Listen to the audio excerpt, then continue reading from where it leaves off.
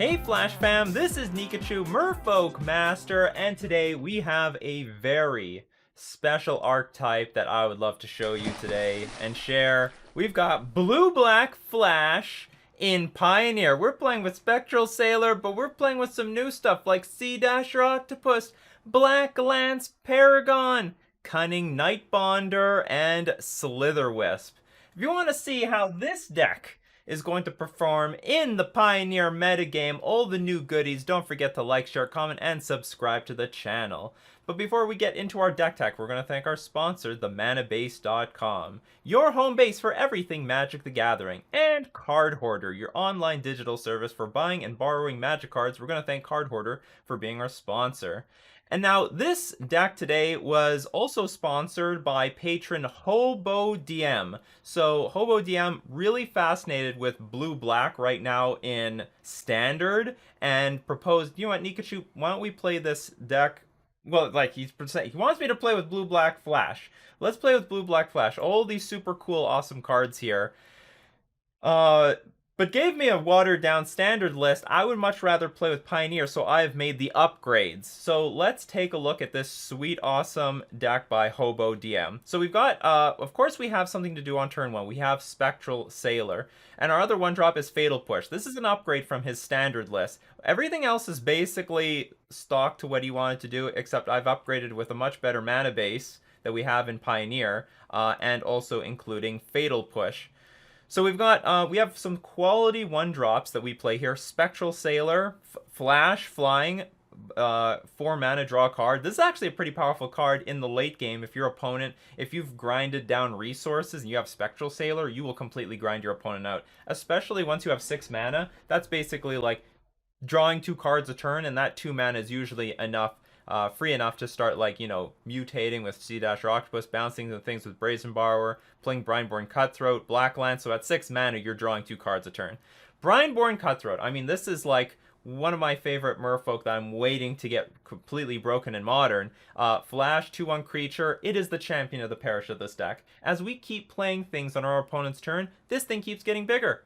It's not unusual to see a 6/5 Brineborn Cutthroat.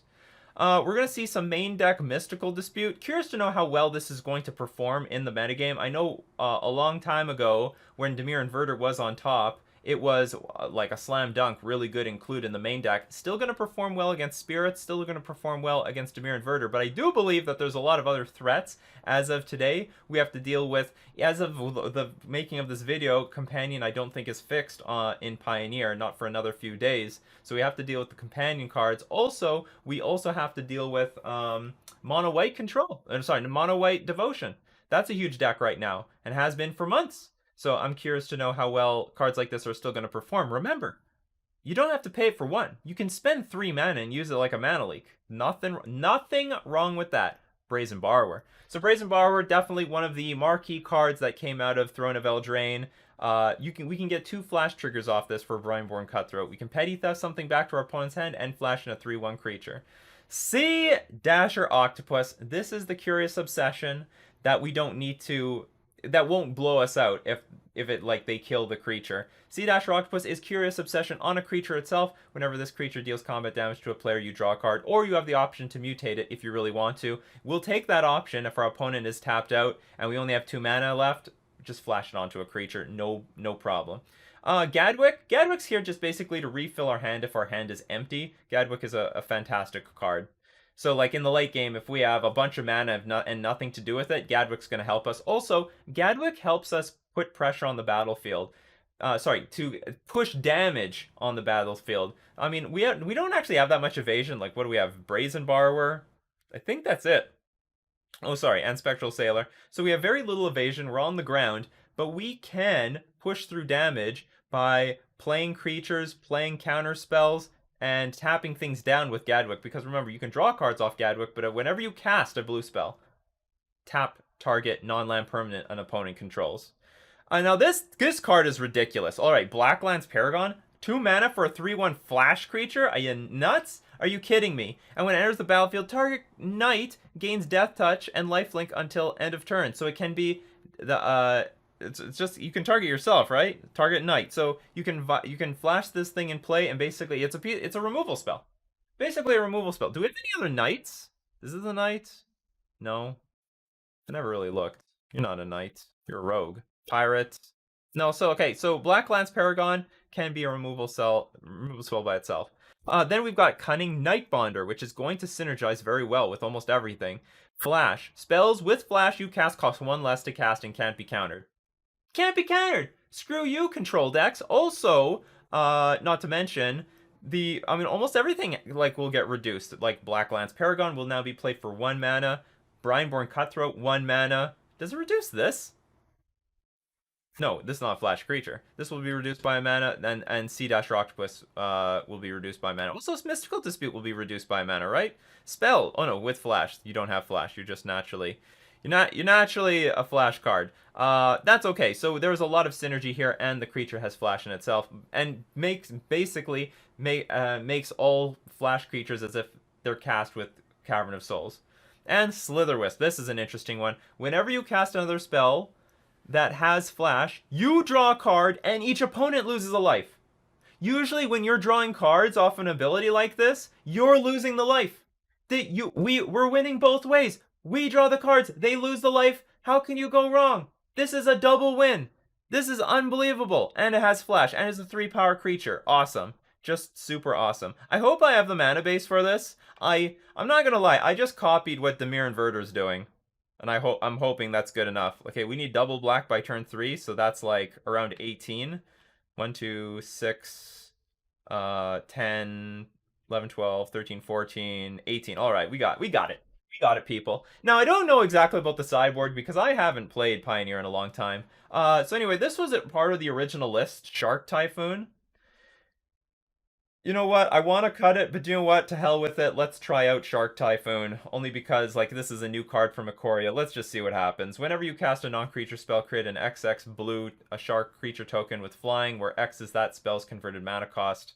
And also, it has cycling. Blue, generic, X. Discard the card.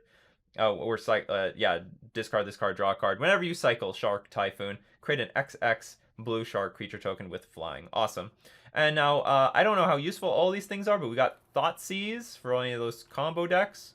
And I don't know, other decks. Collective Brutality, I believe Mono Red is like a pretty... Or Boros, Aggro, Burn is like a pretty popular deck right now, so I think Collective Brutality will be good. Unmoored Ego, I hope, is going to just crush those stupid Storm decks. Not really a Storm. What's it called? What's the combo deck in Pioneer right now? That I need Damping Sphere for. The one with the lands, the hexproof lands. I don't even know what I'm targeting with Unmoored Ego. You're gonna all you have to help me out with this. And we have Grafdigger's Cage for also I'm not exactly sure what. Yeah, Lotus Breach. There we go. Thank you, Frozen Sun. Thank you for helping me out there. So this is being done live on Twitch, although I don't have the chat out yet on the screen. I will have that for the future. For now, we're just gonna have to. If you want to see the chat, you got to go to Twitch. Twitch will have the chat here. YouTube replay will not. So, all right, let's get into our league. This hand looks. What is this? This is enters the battlefield unless you control an island or a swamp, and this one is enters the battlefield. You may reveal an island or a swamp. I have none of those things. Is this an island or swamp? I guess we're going to keep this. We can play turn 1 Fabled Passage into Drowned Catacombs and then, you know, do whatever from there. Did we win the die roll? We did not win the die roll. We didn't win the die roll. We're just going to have to see what happens. Yeah, more coffee time. There's always more coffee time. Okay, Hardened Scales. So is any of these cards good? Also, it's been a while since I've played on Magic the Gathering Online. I have not played on this in forever.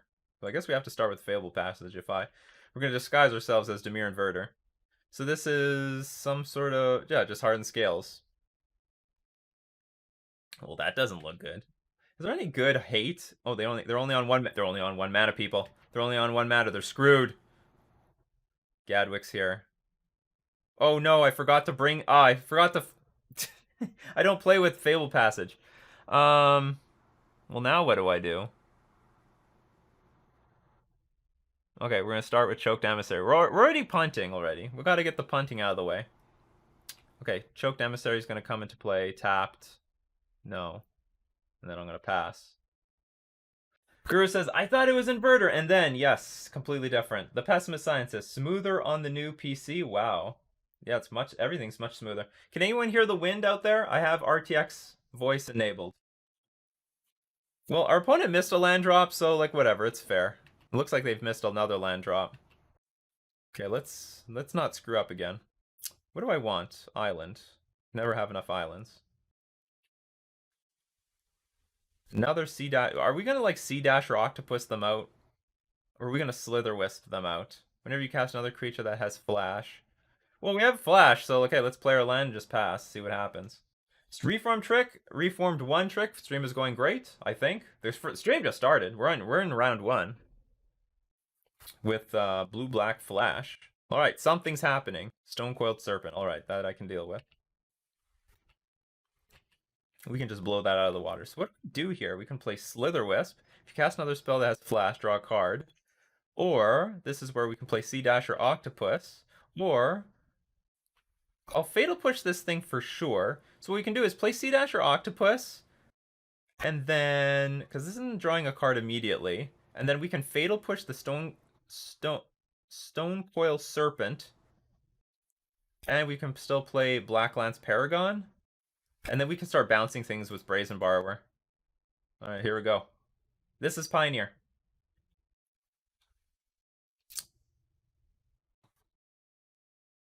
Goodbye. So long, sucker. No, definitely. So what this is going to get... Oh, it only gets 2. So it's only if a creature? Yeah. So I'm hoping to draw a land here, because more land means we can just do more stuff. Awesome. Pass the turn. So we can still bounce. We still have interaction like Brazen Borrower. I could even play Gadwick there. That's not even a bad plan.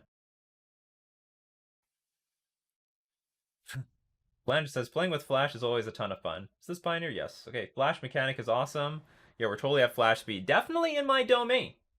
This is definitely something, you know, within my wheelhouse. I would love to play Flash. Now our opponent finally hits their land. They stumbled for millions of turns.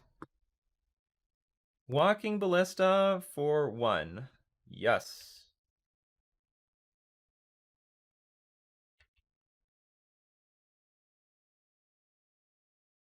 Oof. So what do? Do I have do I bounce this right now? I think I have to. And then I have no idea what my plan is after this. They could kill the Sea Dash or Octopus then, but then we're sort of on an even playing field at the moment. Tap my lands wrong. Okay, that's fine. If they have unlimited Walking Ballistas, that could be a problem. Okay, so we've got more things. Does this tap permanents? Tap target non-land permanent. Damn it. I would love to tap land.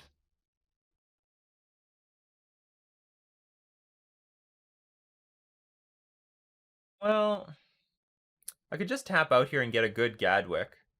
And then we have something at least tap down future cards that end up on the battlefield. I don't have any counters, so this is not exactly the Flash thing to do, but sweet.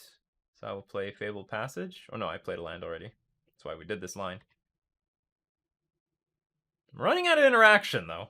And this Ozlith does concern me. This is a beefy thing, so I mean, even if they play Walking Ballista, hopefully it's not too bad.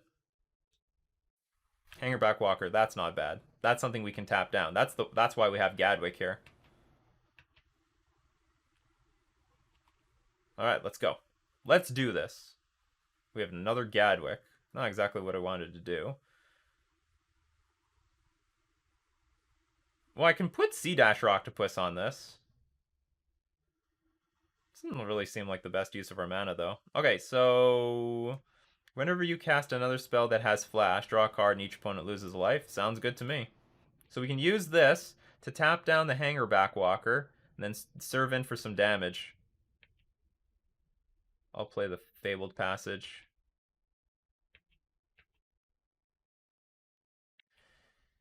Cinzia, yes. Everything, I think almost everything that I do is going to go on YouTube.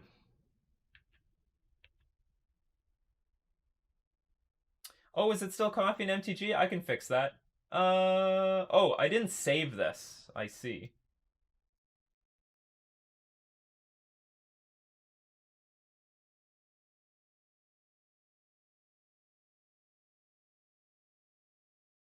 Is it okay? So is it Pioneer Blue Black Flash? I think it is. It's changed now. Awesome. Okay. Upkeep. Let's play. Let's play a Brineborn Cutthroat. It's not the most mana efficient thing to do, but it draws us a card, and then future things that we play with Flash, at least on our opponent's turn, is going to work. Lantern, don't worry about the mutate ability. I don't really understand it fully either. Oh, and we win! Sweet! Blue-black Flash, already ahead. So what do we do here? Is Thoughtseize good? Is Collective Brutality good? The Ozolith is annoying. Unmoored Ego is definitely not good. Grafdigger's Cage I don't think is good. Damping Sphere is probably not good. But Collective Brutality might be good. Counterspells don't look good here. Removal and creatures look good. I think I'm happy with everything. Brazen Borrower might be a little ambitious. Maybe Collective Brutality is not that good because we should expect the creatures our opponents play is going to be really beefy. So I'll just bring in some Thoughtseizes. Maybe rep out a very important creature from their hand. But I don't know for sure.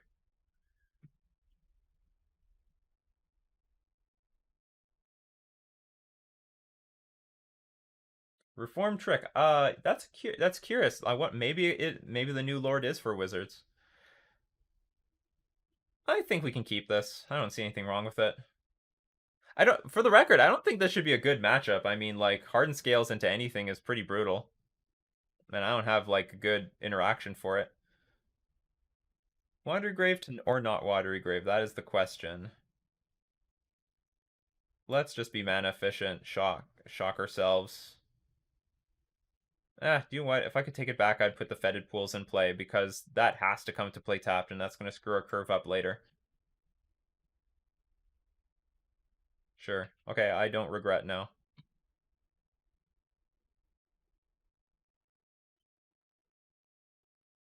So we're going to get hit for 2, but the Walking Ballista is gone.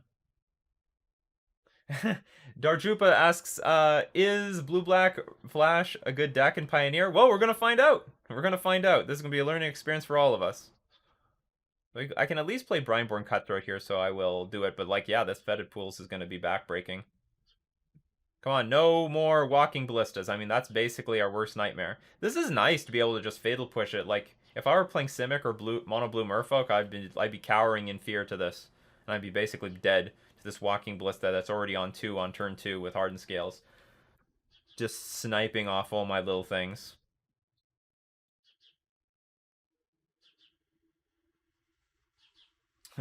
Wizards is too vast, isn't it? Isn't Narhumeha a Wizard Lord, though? Yeah, do you know what? I think that's right. PowerPoint is boring is correct. There already is a Wizard Lord. When it enters the battlefield, you can double the counters or fight target creature. That's awesome. We do not have a creature in play to fight, so our creature is invincible. 5/6. Jeez. That's ridiculous.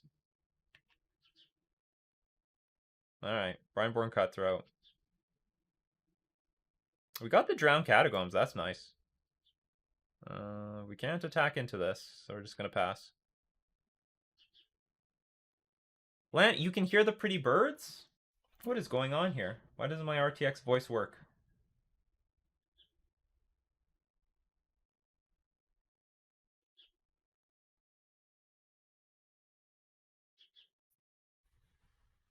You're supposed to be enabled. Whatever. It's my opponent's turn. Go for it. Well, in that case, if you can hear the birds, I gotta close the window. I don't know how to make my RTX voice work.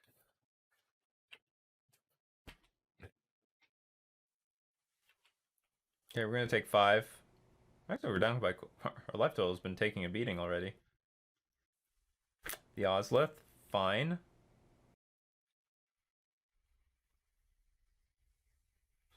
Lurus of the Dream Den. Okay.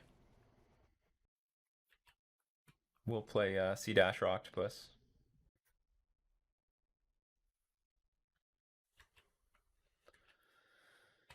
And let's try to play another Drowned Catacombs. I do like that I am drawing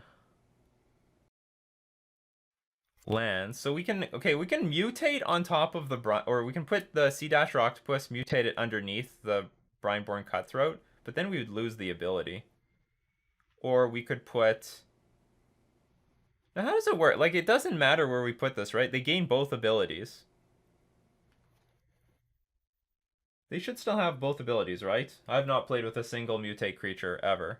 So I'll tell you what I'm planning. I want to bounce this Lurus, making it really hard for them to use Walking Ballista, and I want to Sea Dash or Octopus this damn thing.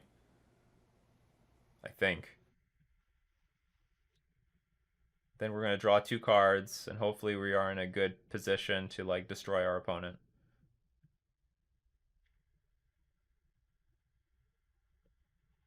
Because our opponent still has a 3-turn clock here. I'll have all the abilities. Why is this in such an awkward area?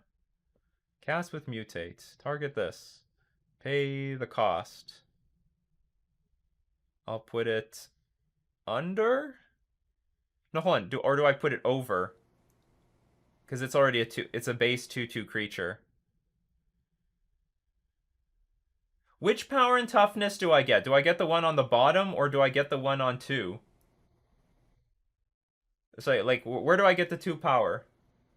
Someone's saying under. Someone's saying over. Where do I get the over? All right, let's put over. See what happens. Because it would get bigger, right? Oh, we got bigger. Upgraded. All right, let's draw 2 cards.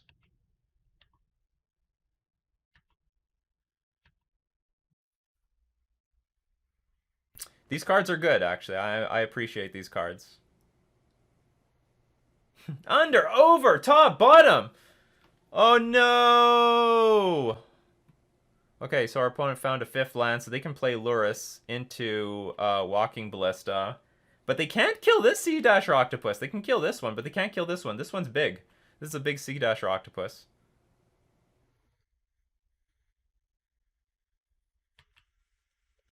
This one's a big boy. Big squiggly squid. Okay, we're gonna get hit for 5.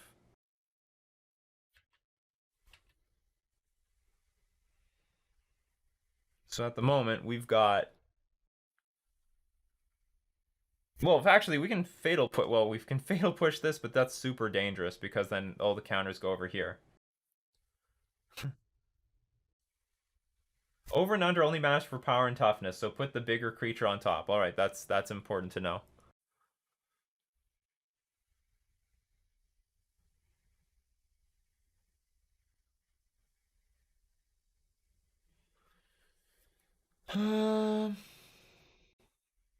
So there's a few things I can do. I can just attack with both of these. They might just trade both of them off, but then I can fatal push this and they have nothing.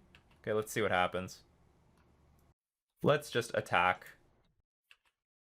And of course, you know, we'll fatal push the Lurus if it ever happens. So they could trade everything off. That is a very bizarre decision. Okay. So they take no damage here. Okay. So now, given that... Okay, so I lost something. So we can get rid of their Lurus.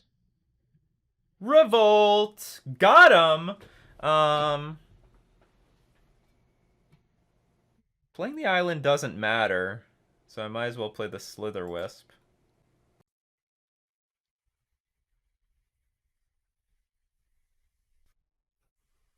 Okay, pass.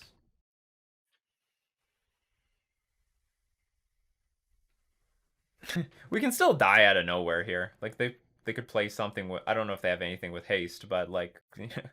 our spot... We're not in good spot. I'm probably gonna take the 5 though.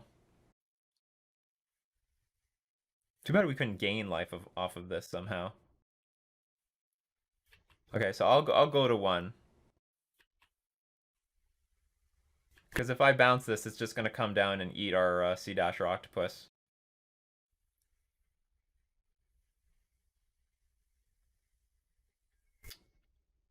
It fights target creature you don't control. Um, so we're gonna bounce that with Brazen Borrower, I guess. We need to keep our Sea Dasher Octopus on the battlefield.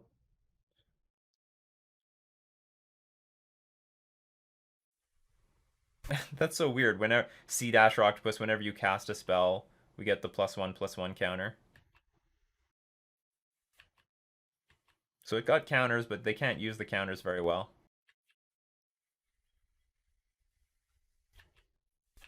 Come on, let's go.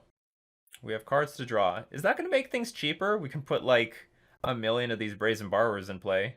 Well, that actually won't be bad. If I play Cunning Nightbonder and block, and then put two Borrowers in play, that will... Oh, it's so close to... Oh, it's close to lethal, but if I play Slither Wisp, and then a Flash Creature, that will kill our opponent.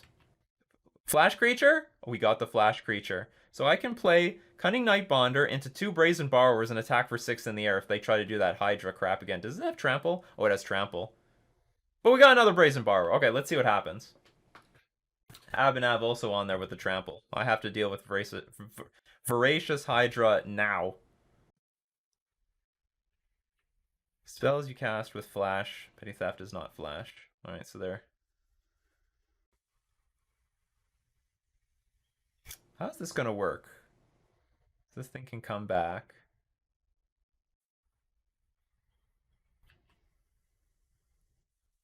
I can't seem to get rid of these counters. It doesn't matter.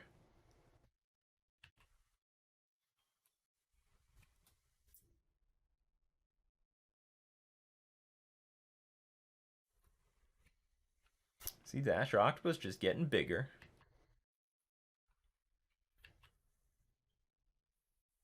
I mean, really what I gotta do is I gotta get rid of this stupid Ozolith card. So I can only get 1 Brazen Borrower in play. Still gonna be relevant, though. But I do need another... Oh, no, no, it's not relevant. I need to beat this stupid Hydra. They're gonna play 2 Hydras this turn. Do you move all of them? Oh, you can't move anything post-combat. Okay.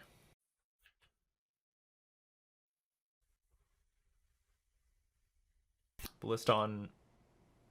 What was the point of that? Why don't you just Ballista me? Oh, I guess you're just trying to bait me. But, like, I could have quenched you or something. Or, what's it called? Mystical Dispute. Could have Mystical Disputed you. Oh, well. Alright. Go on to game 3. Does anything change? Maybe Grafdigger's Cage? Maybe I want the Mystical Dispute on the play. I don't know if Thoughtseize is that good.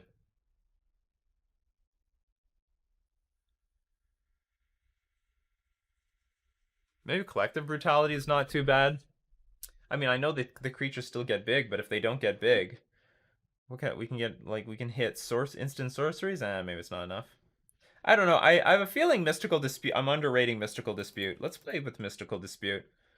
I think we can tempo out our opponent pretty well. Even that 3-mana leak, not bad. Not bad at all. Especially given, like, like, how this game played out.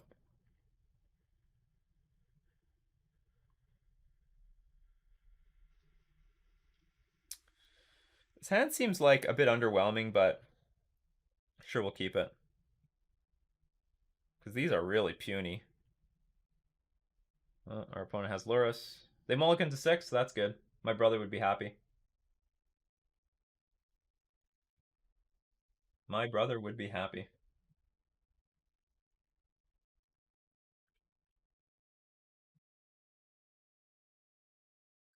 They mulligan to 5.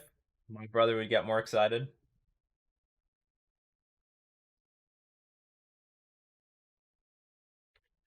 Alright, pass. I wonder, do we save the Spectral Sailors? Maybe I just play one just to get some damage in there. I wonder if our opponent specifically dug for like Walking Ballista. It's like Walking Ballista or Bust. So Walking Ballista is very good against this deck. I will not lie. Ooh, Sea Dasher Octopus. Get in there, Sea Dasher Octopus. All right, let's. I hope this is not a mistake. Whoops, cast with Mutate. It will make our creature a little bit bigger. And we want to put the bigger one on top.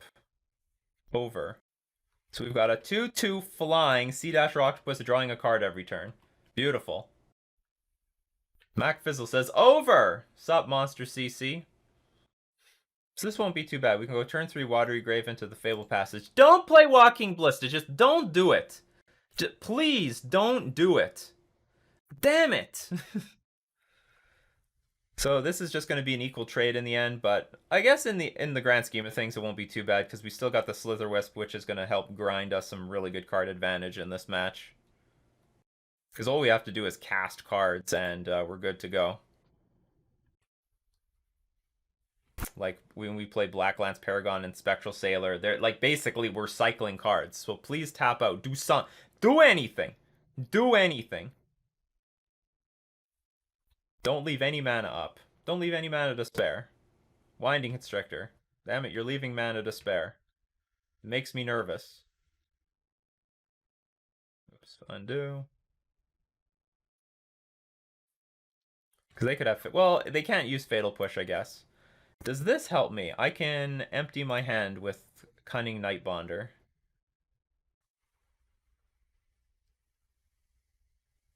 They're going to bring back the... Oh no, they can't bring back Walking Ballista yet.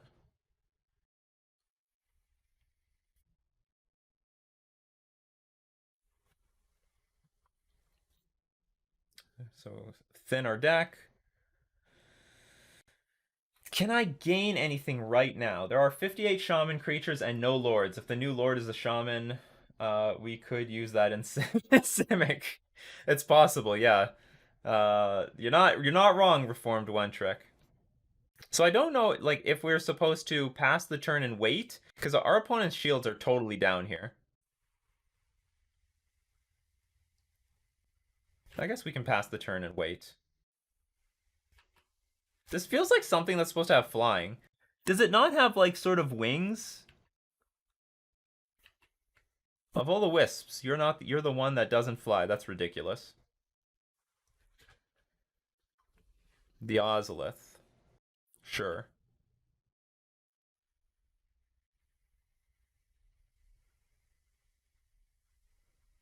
Hanger Backwalker, that's fine. Let's get some information. So I'm gonna draw a card, they lose a life. Okay, I got information. I don't think there's anything else I can do here. Well, okay, I could have played the Spectral Sailor to see if I drew another Fatal Push on the Winding Constrictor. That might have been the best play.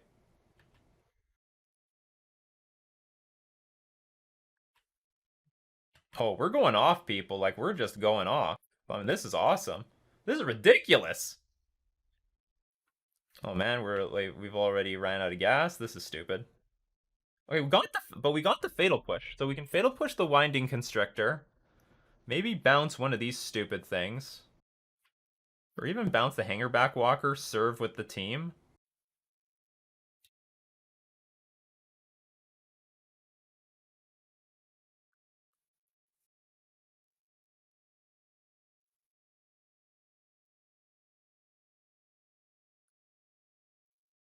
Sure, the Ozolith gets things. Who cares?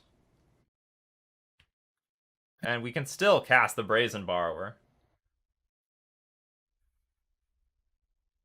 And look at the work the Slitherwisp did. Look at the work. Look at the work. Doing work. Each card cast does this. Trigger on the stack. You cannot interact with it. Now what are you gonna do? Sure. Well, you just want the life gain or something? Interesting. Very interesting. Now we can draw a card off of Spectral Sailor if we really run out of cards, but probably it's not gonna matter. So our Brazen Borrower can get played at a discount. We have like 4 in the air, so we just need like 1 flash creature to basically win. Or like, yeah, that'll work too. Boom! We won the match. Right. We could just lose all the rest of the games and it was worth it. Hobo DM, was it not worth it? Was it not worth it? I think it was worth it. All right, that was a beautiful round 1, and now let's move on to round 2. We did win the die roll. Hopefully that's a good thing. Our opponent is playing like a shark avatar. It's a little bit concerning. Our hand is not beautiful, but not bad. We'll keep it. I mean, if our opponent's playing Luris, his hand probably got a lot worse. Although we'll have Mystical Dispute up by the time that they can cast their Luris. Our opponent mulligans, so they're on a 7-card hand now. They're human. We'll start off with Fable Passage. And I think... No, I guess I'll just get an island. There's no point getting a swamp. It's not that important. Favored Hoplite. Alright. Hopefully this Black Lance Paragon's gonna blow them out.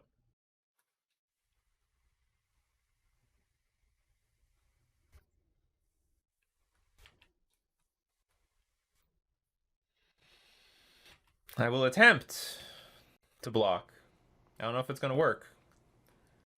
Prevent all damage that would be dealt to it this turn. Death Touch isn't useful if I can't actually kill the damn thing. So I guess I'll just take whatever damage this is and then flash in Cunning Nightbonder. No! A follow-up creature.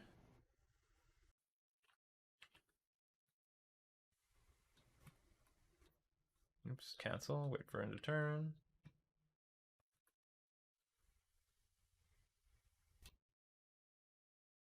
Cunning Nightbonder, 2/2 flash, and now our creatures are uncounterable. If that mattered. Alright, so I play a 3rd land so that we have Mystical Dispute up. So if they like block and try to blow us out, we just counter it and get the 2-for-1. Our opponent is wise not to do anything. I just hope our opponent cannot make a really, really big turn.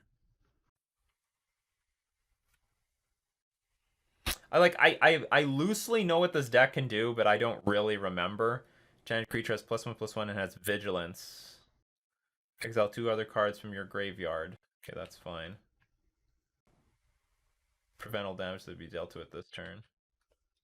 So is this Boggles, basically? Griff's Boon. And you can bring it back from the graveyard. Vigilance and flying. That's like a little bit too disgusting for me. Okay, let's start countering something. Is this permanently vigilance? I guess so. Hi, my game crashed. This deck is hard to grind once they start looping this nonsense, I imagine. It's like a Boggles Infect hybrid. Oh, they're sending in both creatures. Sure, come on.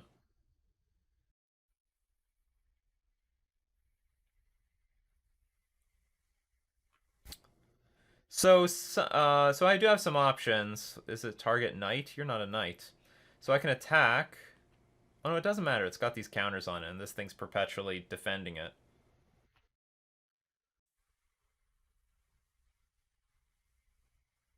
So I've got to... I only have Paragon, and I can play Brazen Borrower. But I do have Flight. I can fly.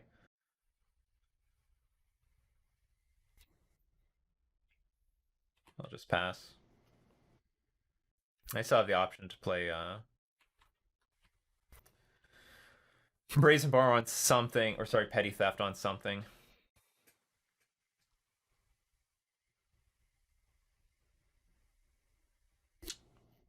Maybe our opponent's flooding out.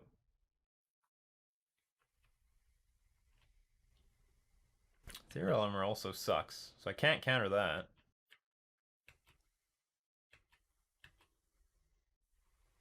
Well, this deck might just crush us. Lots of pump and enchantments, a lot of protection spells. All that glitters. +1/+1 for each artifact or enchantment you control. 8-power creature? I ain't got a mystical dispute this. Gotta make use of the cards while we got them. So the good news is they're empty-handed now. The bad news is this creature is ridiculously large. 9 power. First strike vigilance. If I draw a fatal push, it can be all over.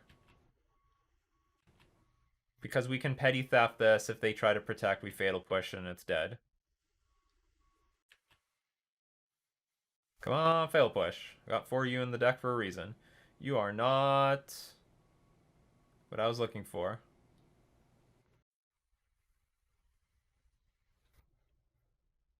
So that means we gotta start chump blocking. Oh yeah, they still have Luris. So all this other garbage is gonna come back soon. But they can't tap out. They can't tap out because otherwise this protection thing is gonna be gone. Okay, that's fine actually. Lifelink, that's fine. So now if they attack with both, they're gonna they're gonna be in a lot of trouble. Because now we can. All right, so maybe we can get some. Well, I don't have to pay 2. Can't be countered.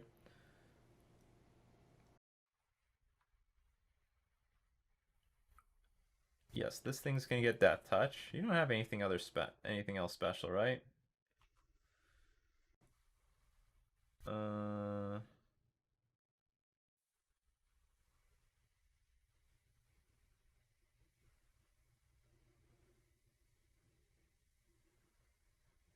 The only problem is like what's it called is coming back. Santa Claus is coming back to town.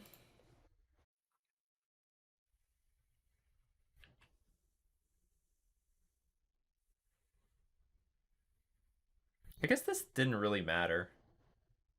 Or I guess it mattered to get this out cheaply. Right. Okay, I'll make these blocks. And then we'll bounce the favored hoplite at end of turn.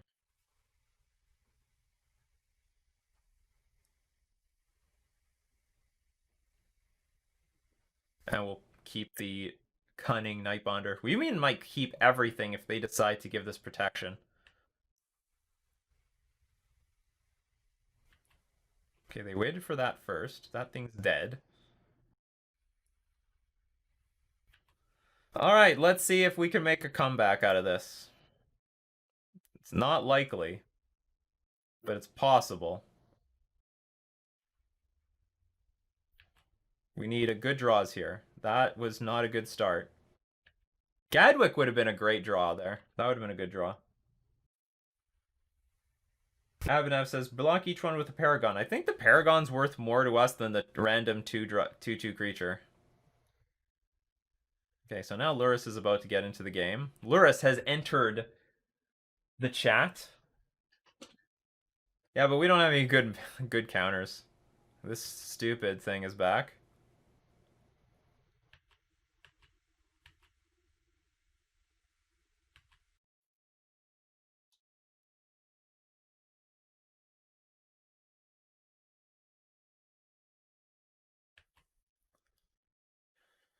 Well, all that work, and now our deck is screwing us. We need like one of our card advantage engines. Oops. Turn off auto yields. Play the land. I think we're just gonna die next turn though, because like the deck is just full of, if we were playing with the new companion rule, which isn't out yet, it's gonna be out in a few days. Probably they would be in a lot of trouble because they would have to pay 3 mana just to have Luris in hand, and like they would just be playing Luris this turn right now, giving us a little bit of a head start. Oh, you get the first strike on, do you? But I don't have the death touch anymore.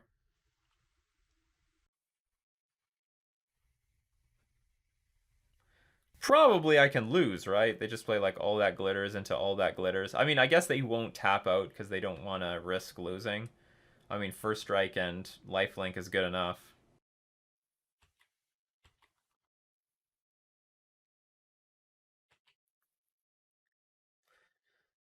The other Mike, Wizards of the Coast really hit home with the companion with baseball bats in the parking lot.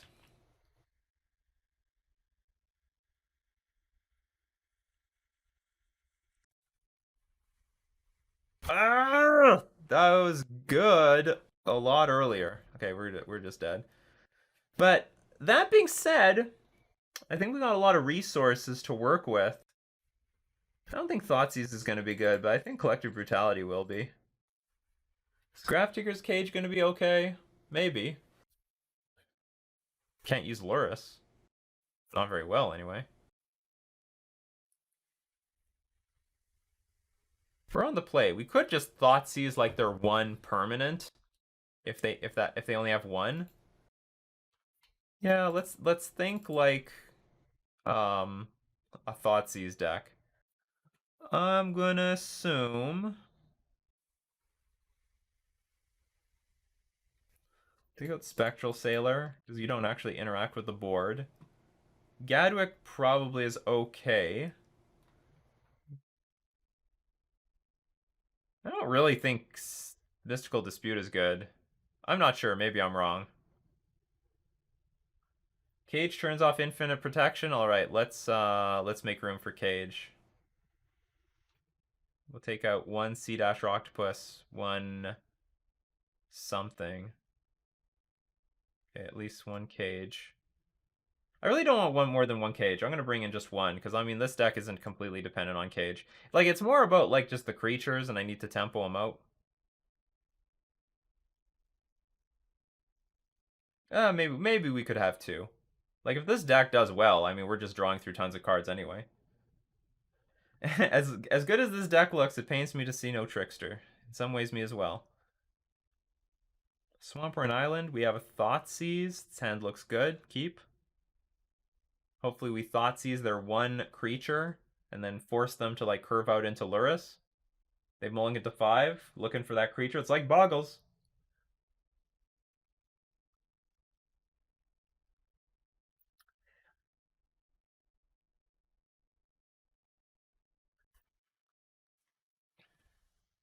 Oh, you've got Saram. Ethereal Armor, Sentinel Eyes. Okay, get rid of Saram. Goodbye. No more any of those things. Pass. So you can immediately go like Black Lance Paragon into something else.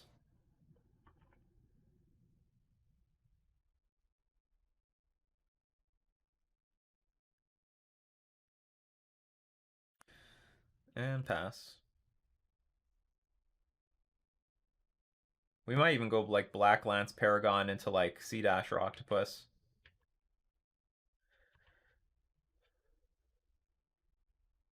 I don't exactly have a method to...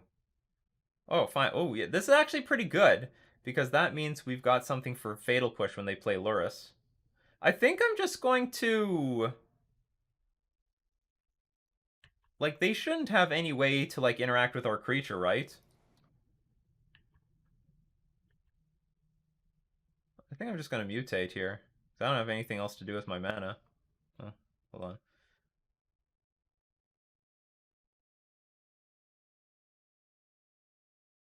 I don't get it. I want to mutate. Oh, you gotta be kidding me! You're a human? Damn it.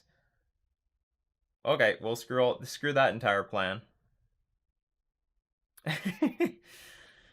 So what, I can't do anything here. No play for me. Just wait for my opponent to play Luris and shoot it. Fine. Can't mutate humans. I don't know what this thing was. I knew it was a knight. That's all I knew it was. Well, I need double black for Slither Wisp, so I'll get the swamp. Alright. Goodbye to all your crap. Aw, we wasted the Fatal Push. Collective Brutality could have done the same job.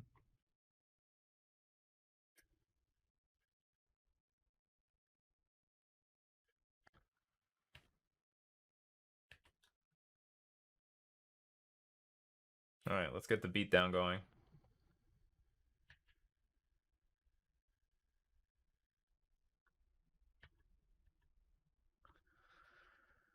Can't even play Gadwick here.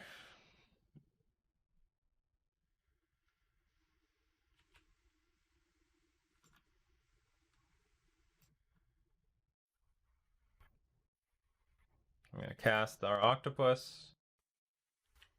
I could have mutated, but at that point it didn't matter.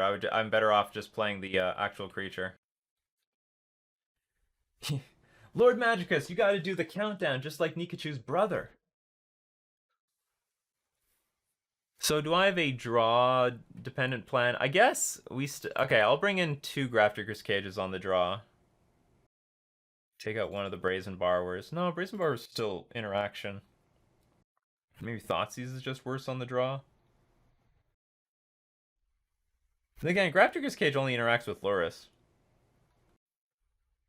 I have 24 creatures. I don't really want to take out any more creatures. I'll take out 1 Thoughtseize.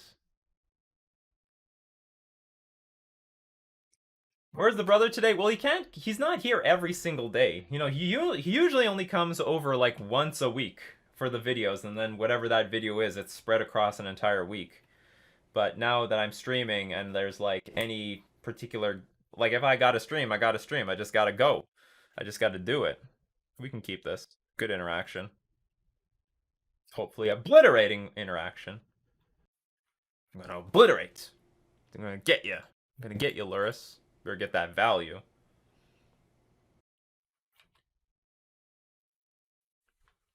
Here we go. Grafdigger's Cage.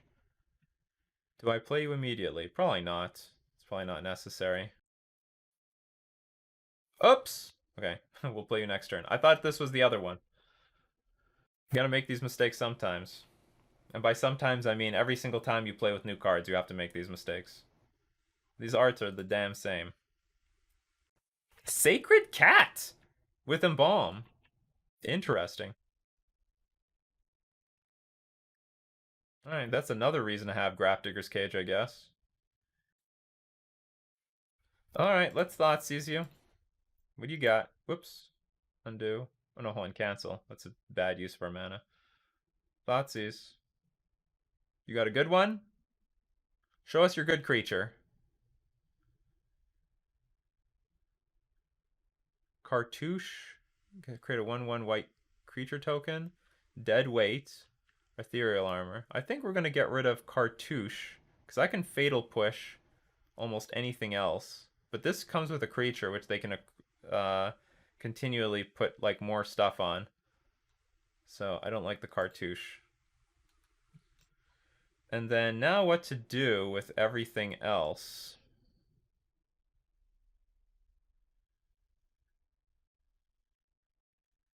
Grafdigger's Cage or no? I could save Fatal Push. Well, I have to Fatal Push this one way or another. There's just nothing I can do about that.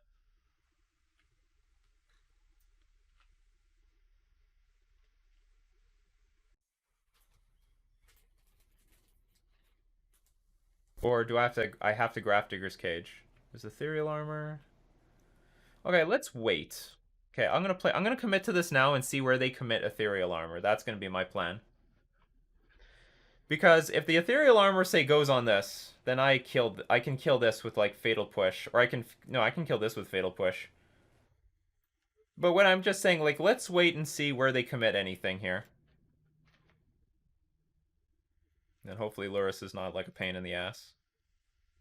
Also, I have Brazen Borrowers. So, I mean, I can bounce stuff, too. Exile this card from your graveyard, create a token that's a copy of it, except it's a white zombie. You're right. We are not actually bringing anything back from the graveyard. So I can definitely Collective Brutality this. Alright, we get attack for 2.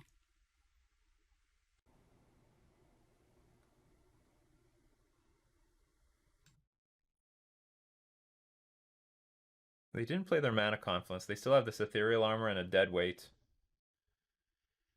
I guess we're just going to kill the Lurrus.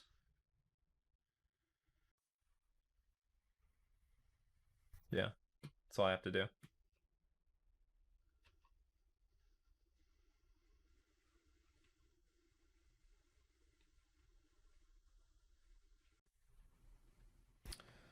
Lifelink. Whenever an enchanted creature dies, draw a card for each aura you control that was attached to it. Well, we're going to get rid of you, that's for sure.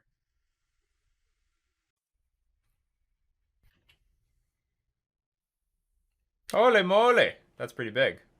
But we can bounce it with Brazen Borrower, so it's not that big of a deal. But I will say, like, they did a pretty good job to our life total.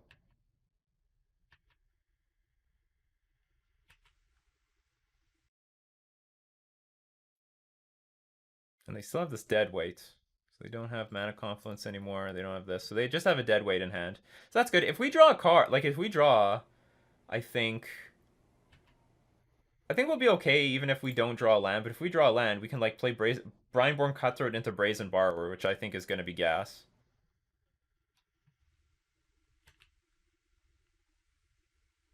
We didn't get it.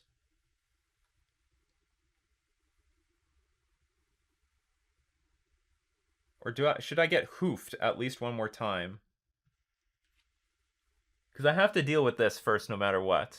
So I could Fatal Push this, Collective Brutality that, and then deal with Sacred Cat later?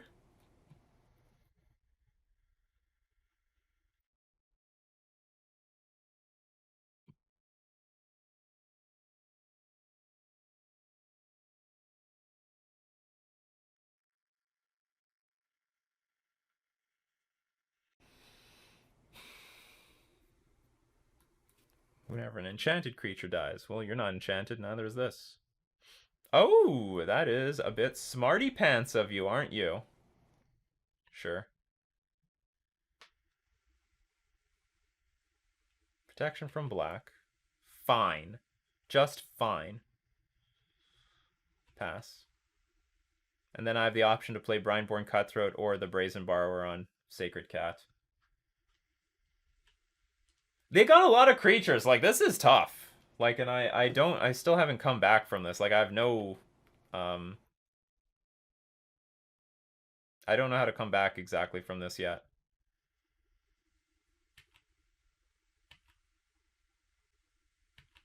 There are no plans. Okay, they didn't do anything, so let's, I'll play well, I have two good options. I can Borrower the Sacred Cat, or I could play Brineborn Cutthroat, then play Collective If I draw a land, play Collective Brutality and Brazen Borrower. Though Cutthroat still dies to this dead weight.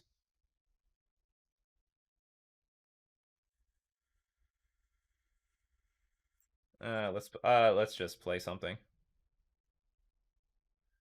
Given our hand, it's really hard to play around this dead weight, which is just like 1 mana. Target creature gets -2/-2. That's interesting.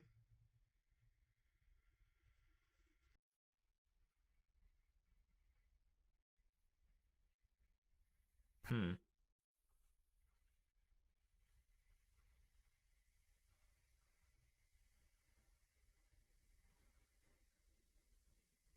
You know what I didn't think about is that I don't have a really good plan for gaining uh what do I want to say? I don't have a good plan for if I didn't draw that land.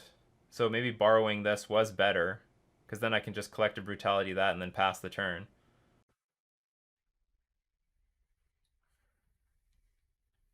If he kills one of your creatures with dead weight, he will still draw a card. Whenever an enchanted creature dies, draw a card for each aura you control. Okay, that's good to know. So I guess we'll Collective Brutality. And maybe we'll gain some life too. Nah.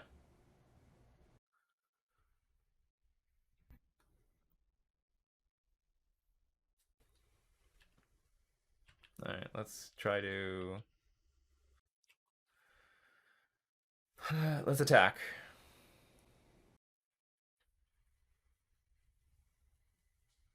I can't help but feel there's probably some better way to sequence all this stuff. Okay, here goes the dead weight, which was dead weight.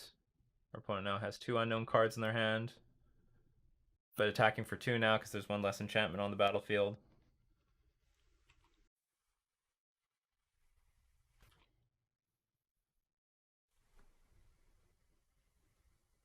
Ugh, Watery Grave.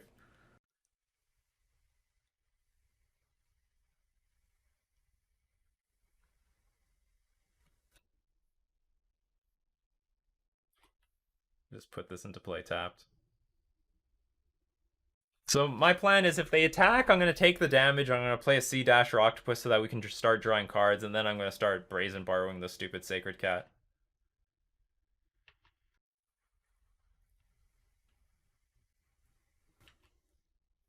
I mean, they might have a lot of removal now for Sea Dash or Octopus, but whatever. Hopefully they don't. All right, let's start grinding. Go Squiddy, go! Go Squiddy! Squiddy. We're counting on you, Squiddy. Squiddy. Go Squiddy.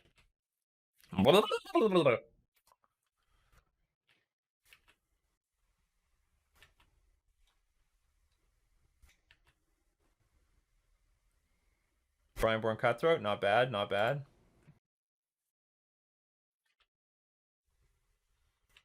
In fact, no, I'm not gonna try. Well, I'll play. Okay, there's first strike, so I can at least try to block it if I need to, but I don't want to really. I understand that they probably can have some like instant speed. Target creature has protection from some nonsense card. So let's start with maybe not. Okay, I think the only card I'm afraid of is like Collective Brutality. You want me to keep up double bounce? Okay, let's take one more shot at this, and then we'll have a war eventually. Okay, I'll play Brineborn, and then I will try to Petty Theft this. Although this one Sacred Cat is lethal now.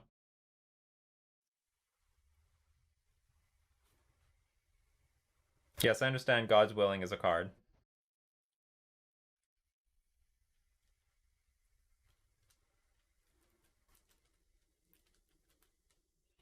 Target creature gets +2/+2 until end of turn. If it's an enchanted creature, it also gains hexproof and indestructible until end of turn. Okay.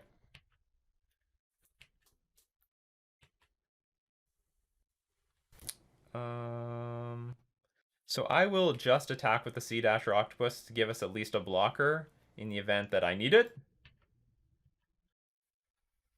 So I have some insurance, but I'm hoping that this extra card a turn is going to run away with the game. Ugh. Okay, so I'm going to upkeep, try to Brazen Borrower this thing.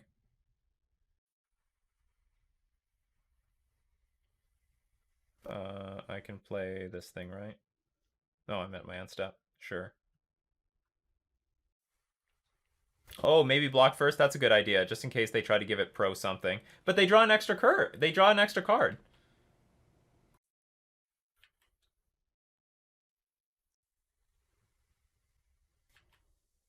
I don't know if this line was the greatest.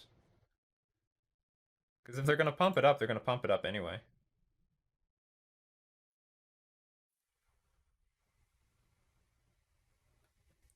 Well, it looks like this is going to resolve. Sweet. Although, keep in mind, this one cat actually is lethal.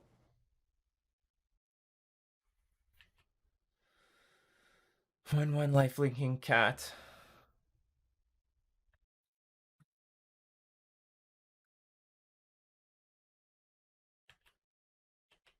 We need that Wisp card. Oh, no.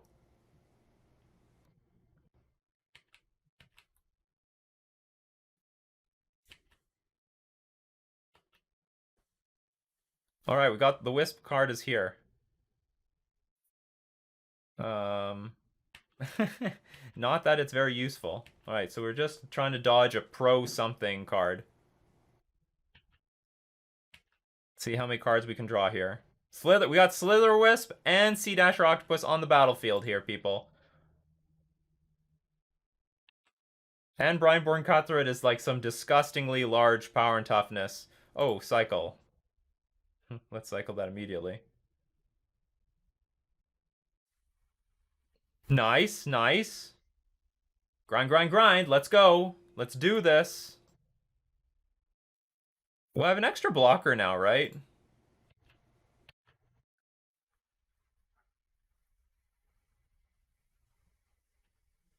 Well, here we go. Here comes the blocking.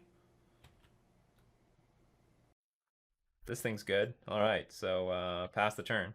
We're doing it, people. We're doing it. This deck is ridiculous. I love it though. This is exactly like how I like to play Magic. Uh-oh, SRAM. That's a problem. SRAM is usually evil. Okay, so let's see how many cards we're going to draw here. Whatever. So we're going to draw some good...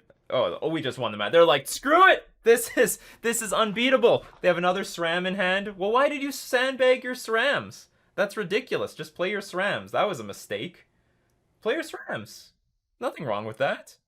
Like, I was having trouble attacking you because you had, like, just one creature on the battlefield. Unless they were trying to protect it from removal spells and they wanted to get some value. But, like, my life total was so low. Oh, whatever. Yeah, you can only play one, but why... Unless... Oh, maybe they top deck this one? That was the... No. They just played SRAM this turn. So they have two SRAMs in hand. That means they had a SRAM the entire time, and they neglected to play it. So I'm not talking about the legend rule. They had two SRAMs in hand last turn. That means they had a SRAM like 2 turns ago. Whatever. All right, so that was match 2. Let's move on to match 3. All right, so we're here for round 3. We lost the die roll. Hand sort of sucks, but I'll keep it. Uh-oh. I think we're going to get our head kicked in.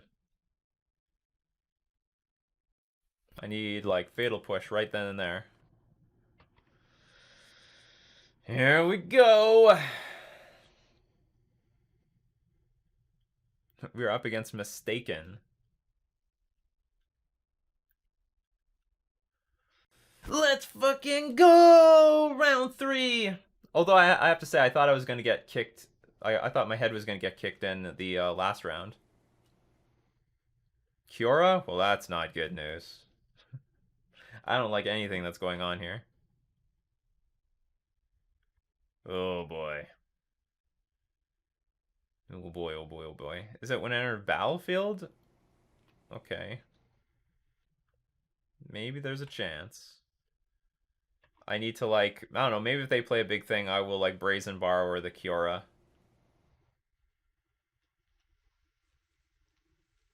Just to deny my opponent from drawing a card. Yarvo. 4 counters. Okay, so we'll Petty Theft this Kiora. Not the best value, I must say, but, you know, whatever. Prevents our opponent from drawing a card, so it's better than nothing. Look at all those Elvish Mystics. So what, this is a Champion of the Parish too? How many decks have Champion of the Parishes? 4 Elvish Mystics! 4 of them! You get the hell out of here. 4 Elvish Mystics. Well, I don't have any plan except to, like, block this thing with the Black Lance Paragon. You don't have First Strike or anything other fancy. Whenever another green creature enters the battlefield under your control, put a +1/+1 counter on Yorvo. Here come the dorks. The dorks!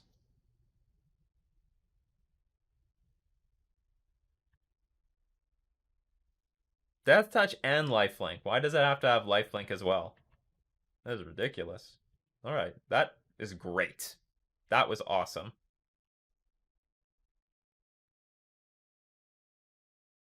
Kiora. So here's the plan. Like, if we get Brazen Borrower in play and then put a Sea Dasher Octopus on it, that is fantastic. That would be just great. We have another Black Lance Paragon. But we have to get rid of this stupid thing. Good afternoon, Tuxdev.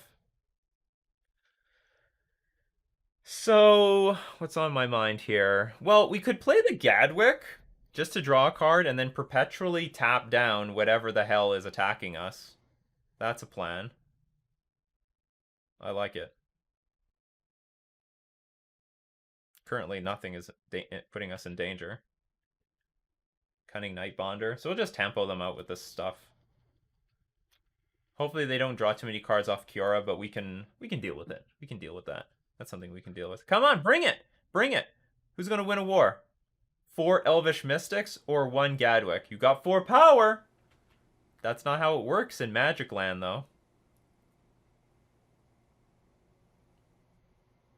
Although I don't think I can attack right now.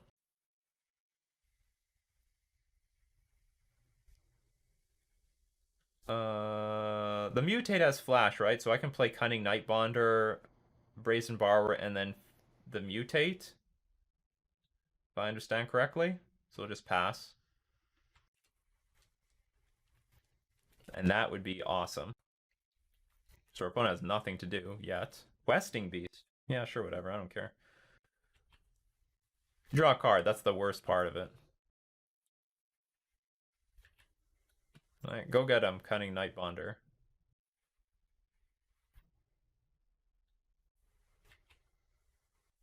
Tappity tappity. Or do I have to be careful with my blue cards? Maybe. I could also... This doesn't have first strike or anything, right? Death Touch Haste. This also has Death Touch. I could just let this happen. Okay, attack. Do whatever you want.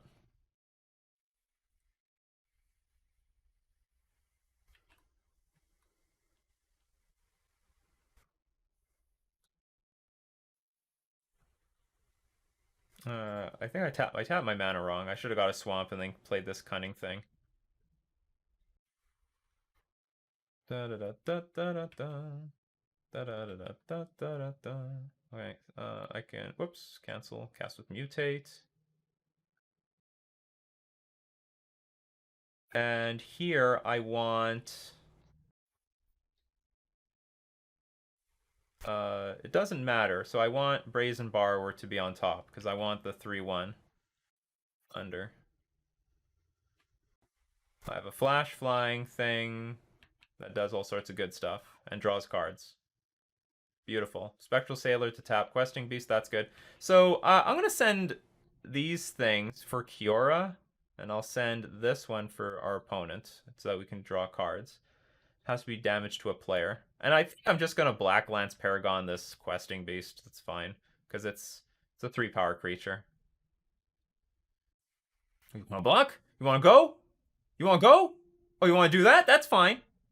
We could play this game all day.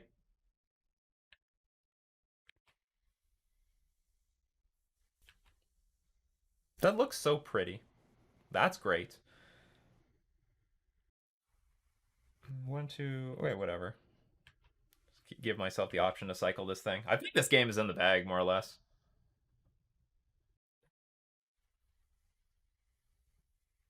Legion's End.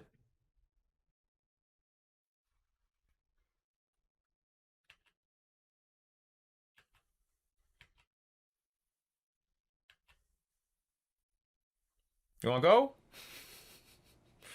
Continually threaten my opponent. So I still can't really play this thing. Probably I shouldn't waste the Spectral Sailor, but I do get to draw a card. Eventually. I will cycle this. I still want you to keep this Black Lance Paragon for the Questing Beast. Got another Spectral Sailor, that's good. Okay, again, we'll just do same plan. Attack our opponent. These things are going to attack Kiora. In fact... Oh, yeah. Oops, no. Attack Kiora. There we go. So Kiora's going to die. We're going to draw another card. I mean, this is basically over. Even if they get the Vivian, things might get hairy. Slitherwisp. Beautiful.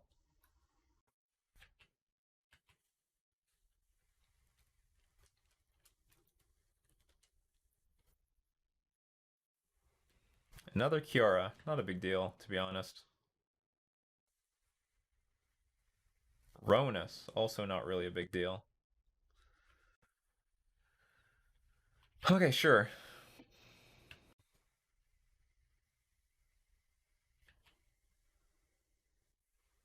I think I'm going to start ignoring Kiora, though. Galta! Well, that's ugly. I think that's Trample.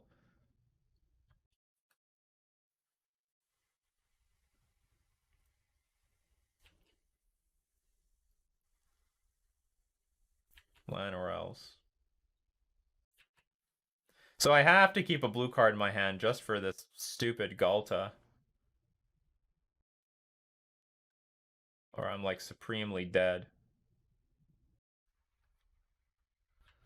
But I think we can start being on a like attack our opponent plan. So hold on, how much damage do I have here? I can Spectral Sailor. This is going to be, I have 3, 6, 11, 12. Well, I can't tap everything down though. Okay, I'm just going to draw a card here. I mean, in my opinion, the game's basically over. I can just win in the air for the most part.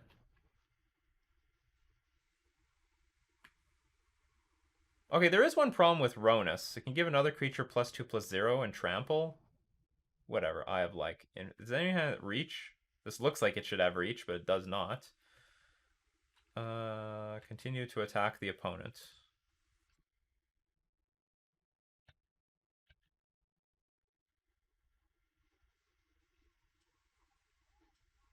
I feel good about this. For the most part.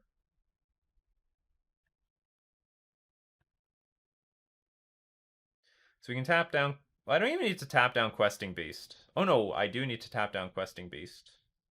Okay, let's just see what happens. What am I scared of? Scared of Walking Ballista. Okay, beginning a combat step. Let's tap down Gelta. So many triggers. Whatever. Stack them like whatever. This deck is sweet. What power and toughness does a creature need to be big enough to claw birds out of the sky? Yeah, exactly. So we're going to draw a card. We draw Fatal Push, which is not going to be relevant here. Not relevant yet. I think it is appropriate to... Can I sacrifice anything? Can anything die off my battlefield? I guess not. Does anything have first strike?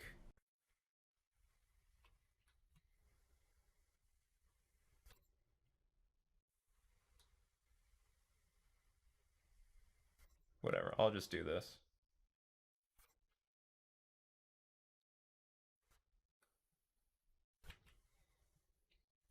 Oh, another cunning thing. Beautiful. I mean, this is all basically in the bag now.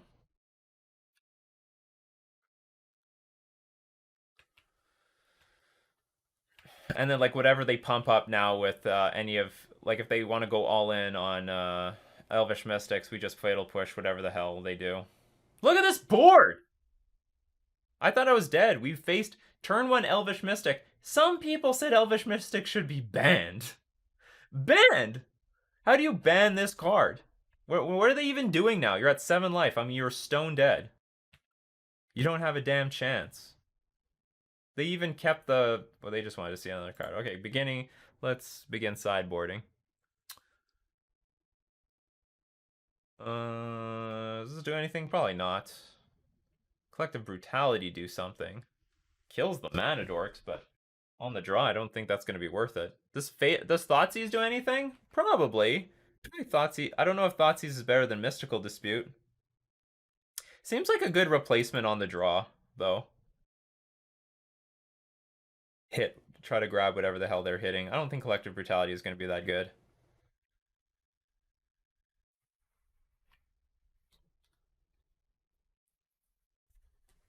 Yeah, Dispute is a bit slow. It's slow, but you know, they're... I wouldn't say they're slow, but they're still chunky, you know? They're a clunky deck. Power and toughness doesn't matter in the case of Leviathans and Tunneling Worms. Well said. Well said, Monster CC.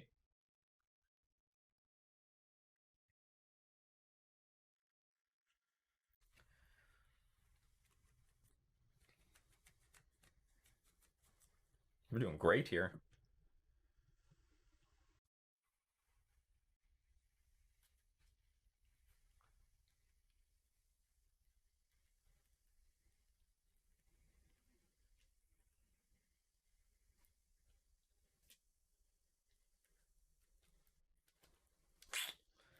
This hand is underwhelming, but I'll keep it.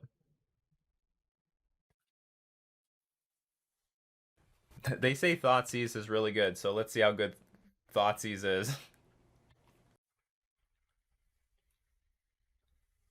Okay, which one of these things enters the battlefield unless you control? This is enters the battlefield unless I reveal. Fine with me. Reveal Watergrave, sure. Hopefully you have like one good card. Oh, that's a good one. Oh, I don't like any of these things.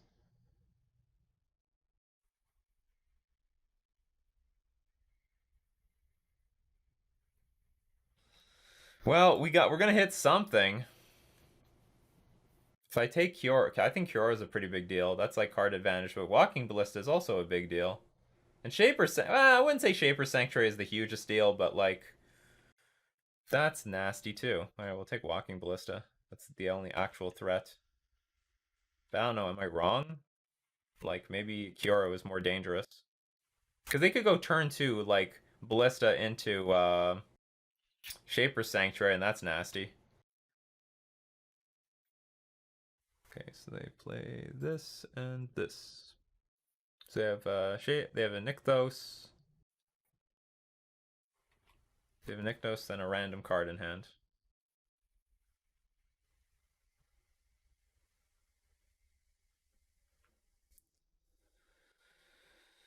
Well, they can play anything, so I don't think this Thoughtseize is getting any better. So let's just hope that we can nail whatever they've got in hand. Ah, that was a bad Thoughtseize. Play Watergrave tapped. Pass.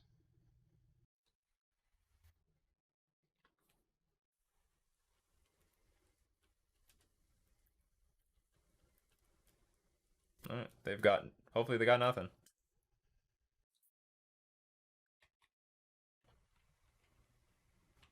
We'll start with Brineborn Cutthroat into Cunning Nightbonder. Sorry, we can play Cunning Nightbonder into Brineborn Cutthroat. That would be more mana efficient. So we get one less thing, but like put two permanents on the battlefield. That's good. That's good stuff.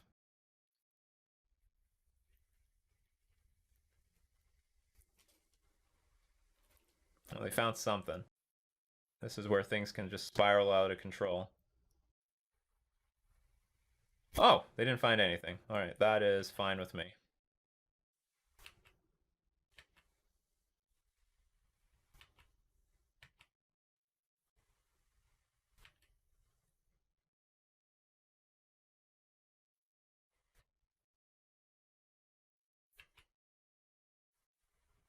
Sea Dash or Octopus. That's not bad though. That's not bad. That'll put a lot of power on the battlefield. I'm just gonna erase my opponent at the moment. If I can hit this Kiora in one shot, I will.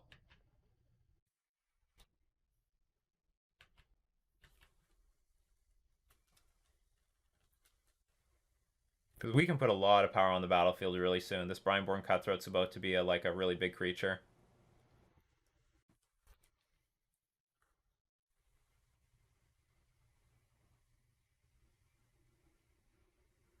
Something's about to hit the battlefield hard.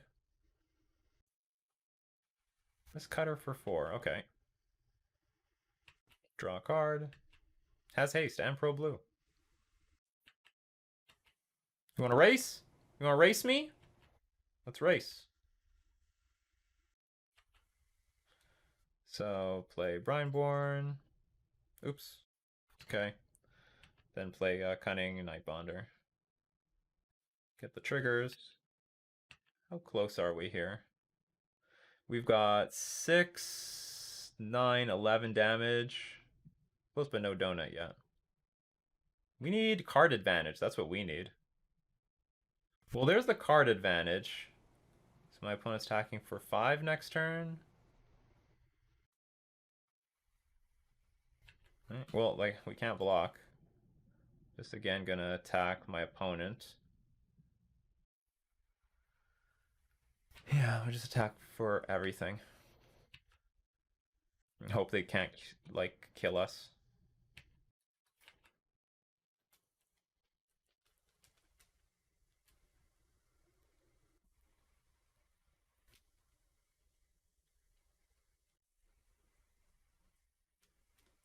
Oh, did they have that the entire time? Or did they just show that to us? Either way, I guess there's just nothing I could do. Pro blue, I can't block with anything. Alright, concede. Exacxies! Alright, so do we want to change anything? I don't think so. I think it's fine. And Mystical Dispute got worse because they just showed us Mist Cutter Hydra.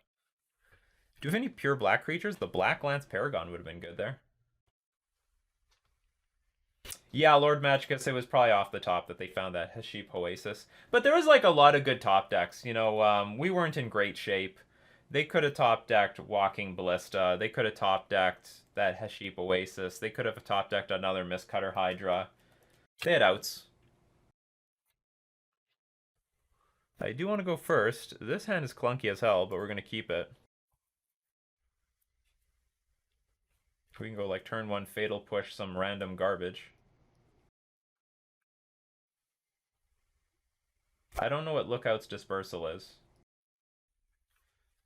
Gills to pay the bills. Wow, you're getting consistent viewers. Well, I hope so. I mean, I've been playing Magic for people for like years. This is How many viewers do I have? I don't even know. I can't even see. Where's my metrics?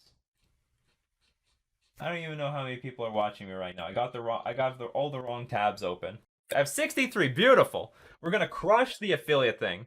Just crush affiliates. So I'm probably gonna have to go like turn 2 Fatal Push, turn 3 like Cunning Nightbonder and this other stuff.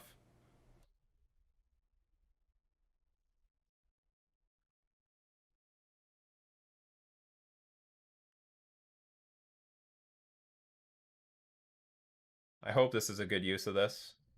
Could be not. It might not be. If we go turn 3 Slitherwisp, I think it's over. I think it's over. If we go turn 3 Slitherwisp, that's fine. As long as we get the turn 3 Slitherwisp. I have to sack for the island. It thins my deck, which I don't want to do. And if we don't draw a land, we still have Cunning Nightbonder to play. Although it's not ideal. Especially since this hand does not take advantage. Is this one being recorded? Yes, it is. If Twitch doesn't record it, I am definitely recording it. Well, that's ridiculous. Who would do this? That is beyond ridiculous. You thought everything had 1 toughness? I think not. Oh, something's gonna happen? Is there any tricks? Is there some trick I don't know about here? No, there's not shit. You didn't have shit. Whenever they do the tap land thing, before something bad happens and then they pass priority, it's always garbage. They are always 100% BSing me.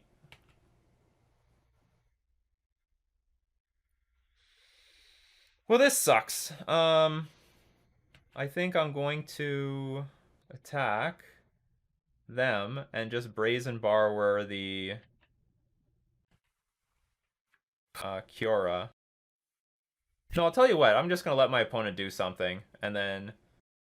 Oh, that might not be smart. They have 5 mana now to do something.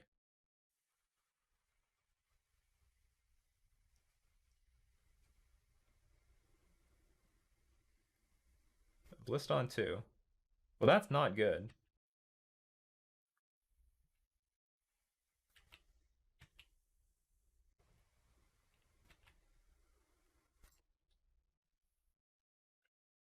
I need 1 more land.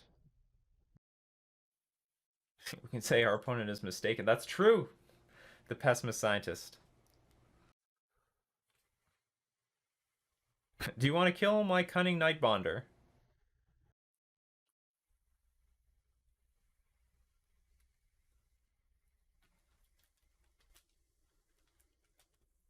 It's like they have an opportunity to kill this Cunning Nightbonder. I won't lie. I'm terrified of this Walking Ballista. This Walking Ballista is super dangerous because it can pump itself up again. I'm getting choked on mana.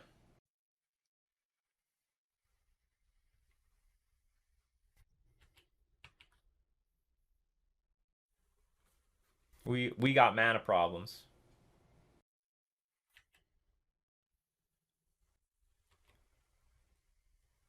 So here's the deal. If they go for the pump, I will um Brazen Borrower the Walking Ballista.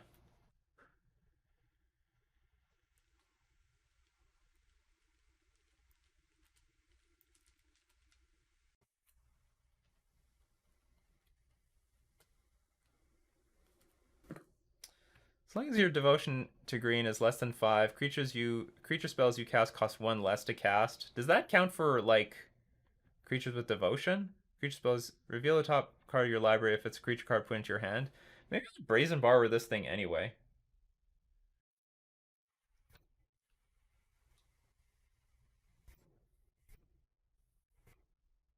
And like if they want to kill the Cunning Nightbond or whatever, it'll be a race between Nylea and the rest of my hand. If I draw one land that's not a Fabled Passage, we're golden.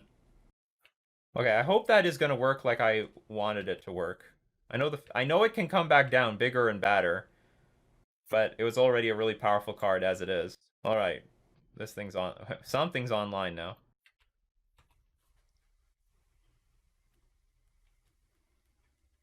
Come on, no land.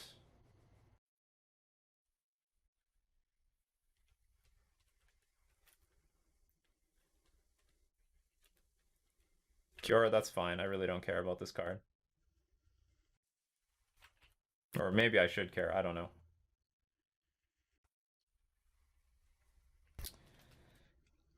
Okay.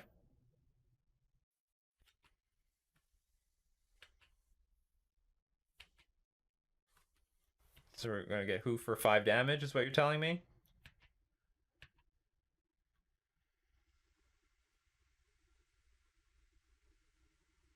I could cast Sailor and Cutthroat this turn, but I think I need to start drawing more lands.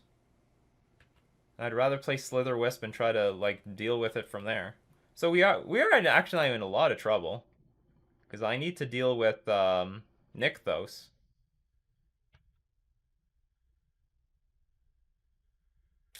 Black Lance Paragon is okay, but this Ballista is coming big time. Not a fan of Theft on the Ballista. But if I don't do well, I guess what I guess we could bounce this. Oh, my opponent has so much mana. Well, we got the Slitherwisp. Whenever we cast another spell that has flash, we draw a card. We can play Brineborn Cutthroat and Spectral Sailor at the same time. Damn, the swamp is just murdering us.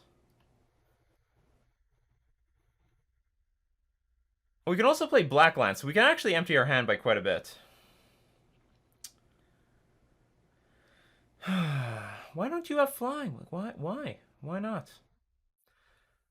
So I think what we have to do is start drawing cards. Let us draw cards. Oops. Okay. Okay, what do you think? They can add 3, 4, 5, 3, 1, 2, 3, 4, 5, 6, 7. Ballista on a billion.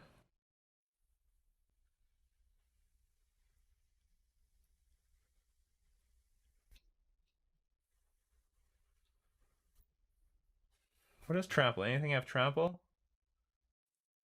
Indestructible but not trample. Indestructible but not trample. Go! And hopefully the Slitherwisp is still around by next turn.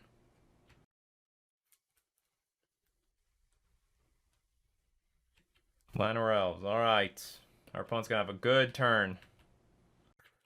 A very, very good turn. Oh, sorry. They have way more mana because they have the Kiora. Alright. I mean, we're probably just stone dead here. Looking grim! This looks fucked. We're just dead.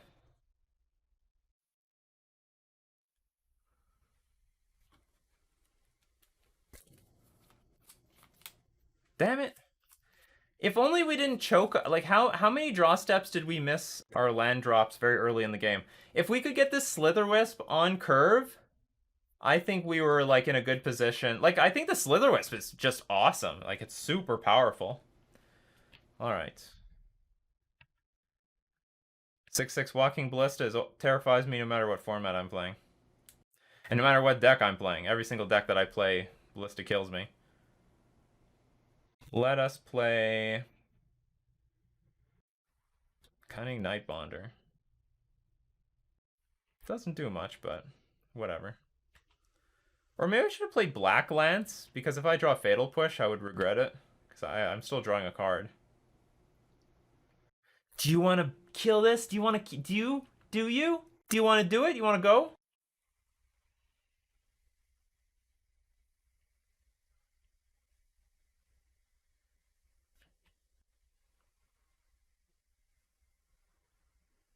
I realize I don't have my Black Lance Paragon in play because I just know I'm dead.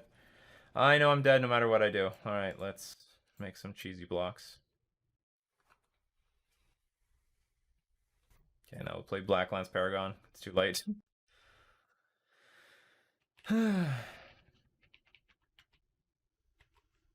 Truth be told, we can't beat this Ballista.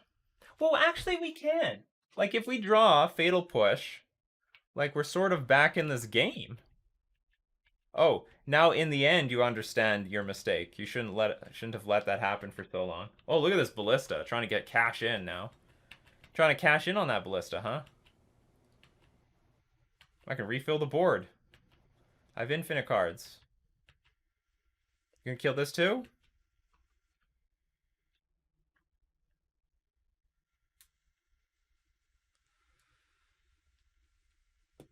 We're gonna go to damage? Are we going damage?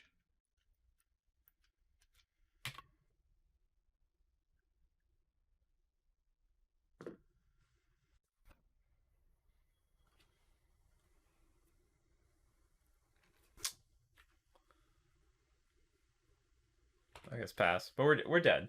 We're like stone dead. Ah, this is pointless. I'm just gonna concede. We won the die roll, and we're up against Aspiring Spike. I guess we're gonna keep this. We can actually put Octopus very quickly on the Spectral Sailor. Sup, Lord Magicus? Streamer versus streamer right now. I'm a streamer! I'm an actual streamer now. I stream things. So what needs to go first? I have to control. Enters the battlefield tapped unless you control an island. Alright. Control one now.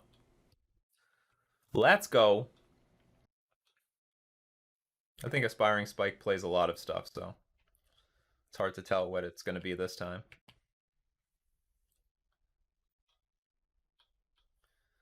I don't know what this means.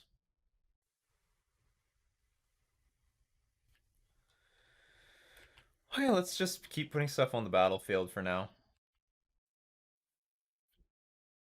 And pass.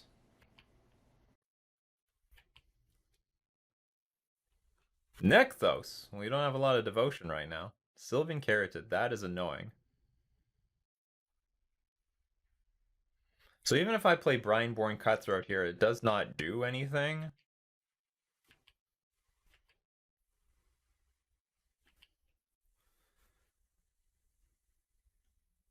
Okay, so I could play Sea-Dasher Octopus. That will help us draw a steady flow of cards.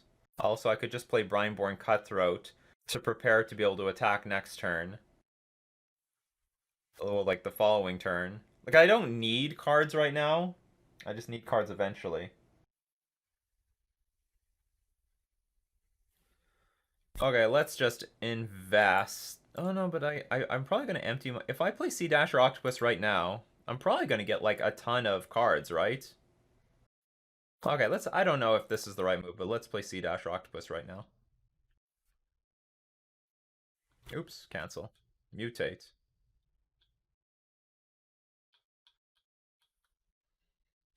If I am correct, I want to put this over because I want the... We're still gonna have flying, right? If this is on top?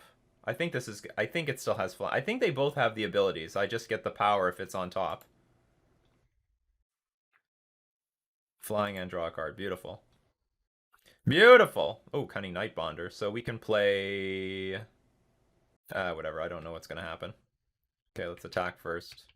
You don't have reach. You do a lot of things, but you don't have reach. Another Brineborn. Alright, so let's pass.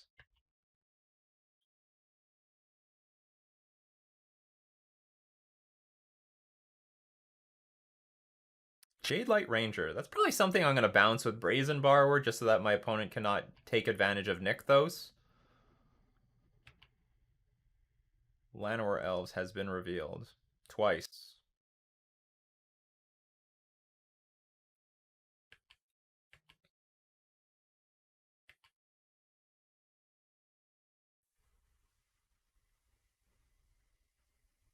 You know what? Let's play the Cunning Nightbonder and Brineborn Cutthroat. Then I can Brazen Borrower this thing and play another Brineborn Cutthroat. Or whatever my other options. I can play Brineborn Cutthroat, Spectral Sailor. Next turn, bounce this. Place nothing else? Yeah, that doesn't look appealing. Alright, so let's do it this way.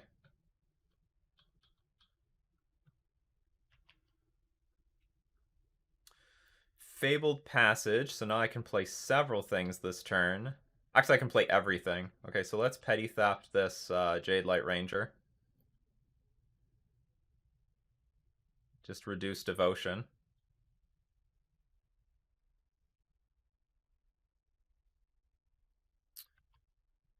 Let's attack first.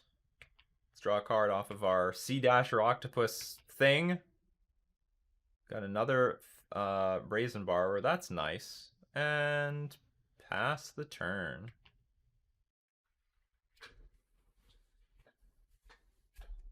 We're probably just going to tempo our opponent out here. I don't think they like they're Selesnya, so it's not like they have a lot of good removal. It's probably not worth a lot here. Llanowar Elves. Sure. Castle Garenbrig. So we'll play this Brineborn Cutthroat, and then play the Spectral Sailor.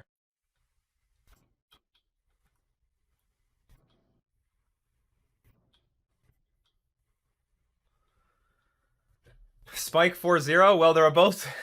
well, I mean, there's still a match to be played, but I'm liking my chances right now. So we can't bounce anything right now, so we can just wait to the next turn, I guess. I have no idea what's in their deck. I think I can freely just attack with everything. They have like one good block with Cunning Nightbonder, but that's about it.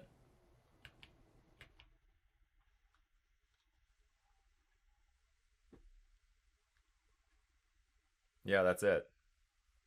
You take 1, 2, 7, 8, 9, 10. You go to 1. Well, 1 is not 0.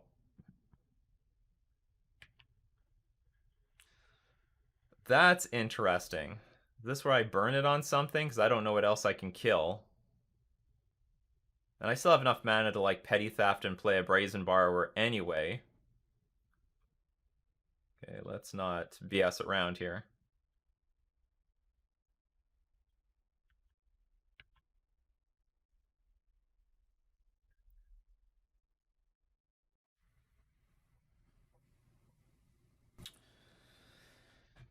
There we go. Yeah. Win one game. Oh, Floppy 86. I am not 4-0. I'm 2-1 right now. Display card view. So I don't even know what our opponent is playing. It's just a green-white deck. So this can hit Llanowar Elves, but it cannot hit the Sylvan Caryatid. But like, what did we just say before? Like in the last game, we like preferred Thoughtseize over Mystical Dispute, and that was about it. Maybe Grafdigger's Cage is good here. I'm not sure. I have no idea what our opponent's playing. Oh, stamp. If a land is tapped for 2 or more mana, it produces nothing instead. This is actually probably worth it against Nykthos.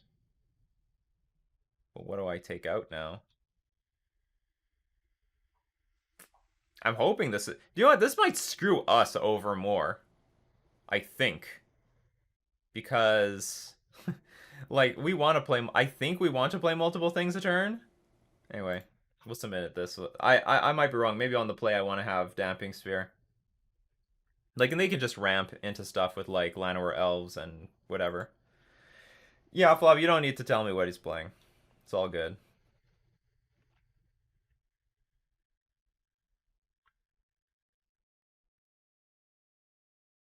I'm not in love with this hand because I don't have any one drops. But then again, well, and I have quite a few. I have 11 one drops in this deck. And this hand doesn't take advantage of Cunning Nightbonder great. I guess it does okay job. Okay, we'll keep it.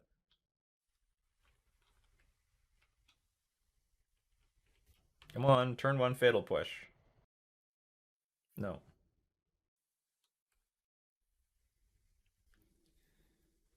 Can I get punished by putting the swamp out here?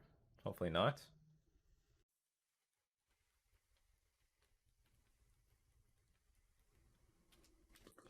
What do we got here?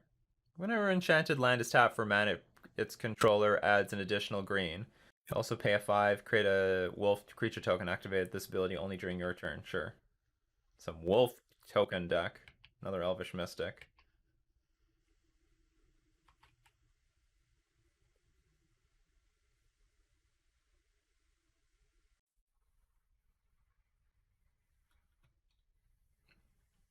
I think just land pass. Sphere looking better with that. Yes, it does. Sphere is looking better and better. And maybe my deck is more clunky than I think. Only with Cunning Nightbonder does like things get iffy. So unfortunately, Brazen Borrower cannot bounce lands.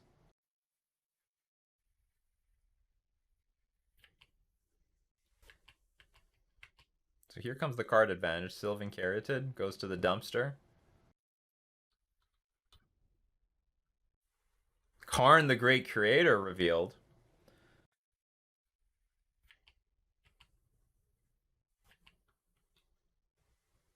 All of this off of like 2 lands. Alright, so I'll play the Cunning Nightbonder now.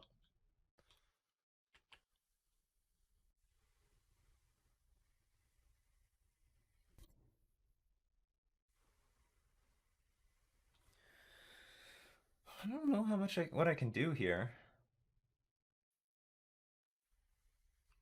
I think just pass.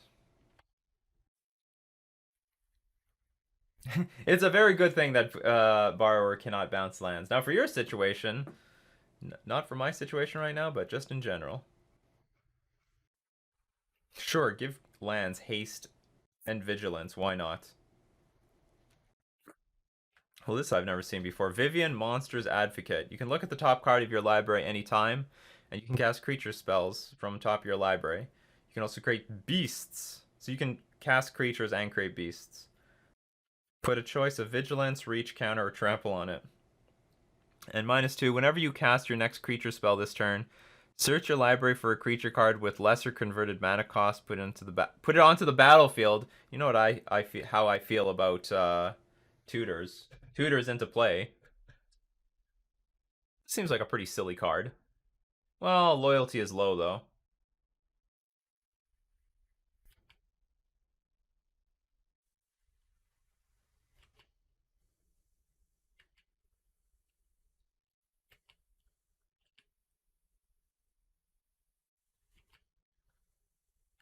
So I feel like I should bounce this with Brazen Borrower. Or maybe I should just put a Brazen Borrower in play and start like Sea Dash or Octopusing my opponent's face.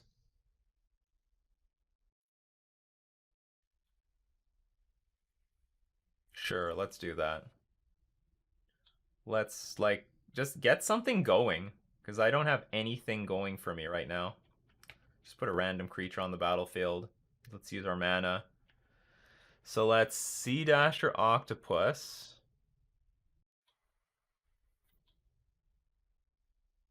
I can do this for 1 blue. I believe I want this under. And now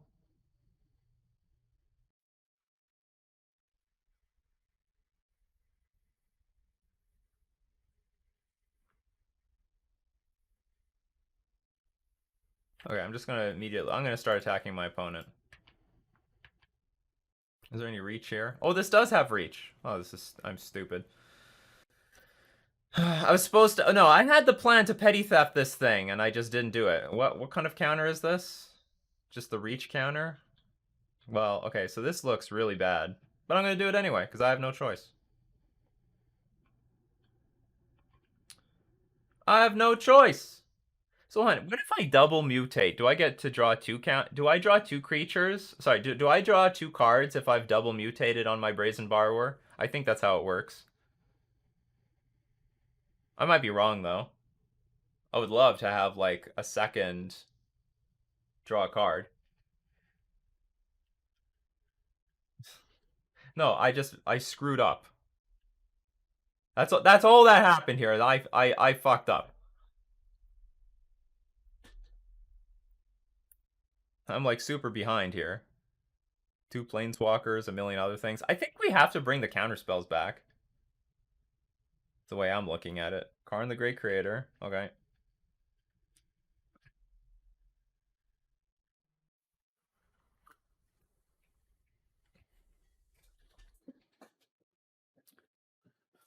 Sure. Dark Steel Citadel. More lands. So there's an indestructible haste vigilance land, which is just adding mana. Or are you making a token now?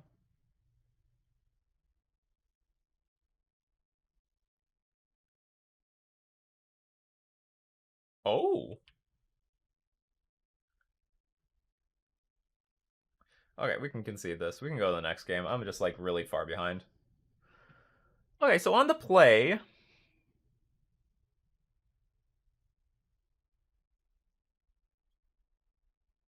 Damping Sphere looks more usable. Each player casts one or more. This looks like it'll make it really clunky for our opponent. I think I also want Mystical Dispute, to be honest. Let's get rid of... I think I actually should keep all my flyers. The evasion is important. Brineborn Cutthroat might not be lovely. Actually, Gadwick might not be lovely. No, we need Gadwick. Well, I have to take out some serious number of cards. Let's take out... Well, how many things can I Fatal Push? I can Fatal Push Llanowar Elves. I can Fatal Push... I guess I can Fatal Push the Voracious Hydra, so that's still good, because that's just an X spell. Once it has entered the battlefield. Cunning Nightbonder might not be great. Cunning Nightbonder cannot attack into anything. Is there anything else I want? Oh, I think that's it. Okay. I'm not sure about Thoughtseize, because our opponent has like a lot of really good threats at the top end, but hopefully we just sort of aggro them out anyway.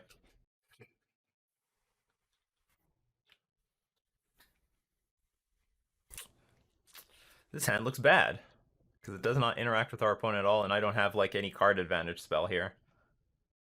I have nothing. I'm gonna mulligan. This hand is better. I have to reveal an island or swamp card from my hand to play this.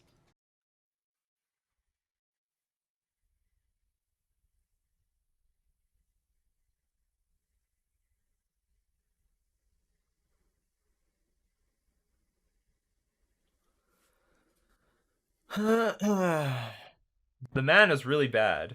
Oh, hold on. No, this is... It comes into play unless you control an island or a swamp. Okay, so these lands are good. These lands are good. So how about we dump...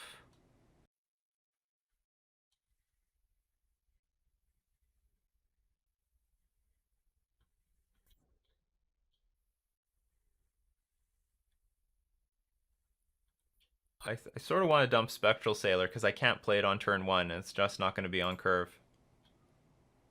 Okay, we're going to keep this. We're going to get rid of the Spectral Sailor. We're done.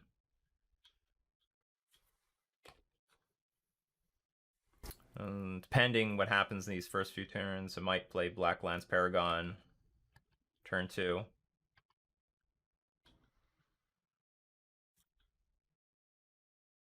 Oh, it's choked. This one, these are not the same lands. Okay, I get it.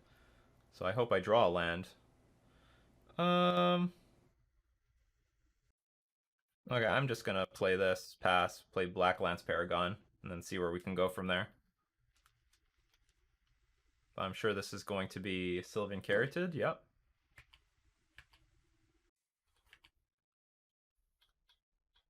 Oops, undo.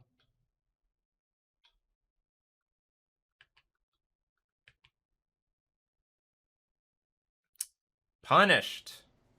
Although I don't know if there's any better way to play this. So anyway, we'll start by attacking. I really want this Slither Wisp in play because then that's when we start like drawing cards like crazy. No, I have nothing to show you. Damn it.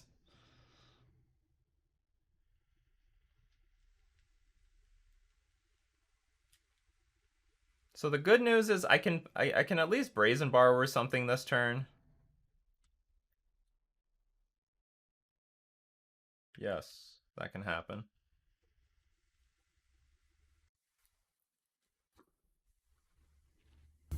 Okay.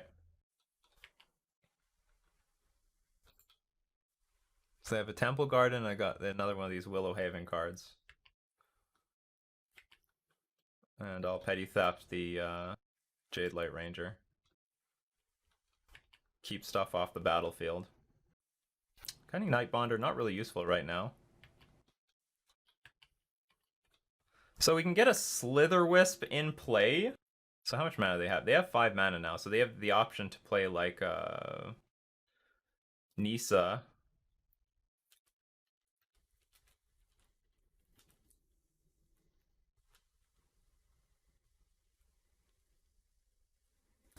Well, if Slither Wisp enters the battlefield, that might be it for our opponent. Alright, so this comes to play. Gonna make a Beast token. Okay, that's good. Reach is fine, I don't care. Okay, we're gonna get the Slither Wisp in play. I feel pretty good now.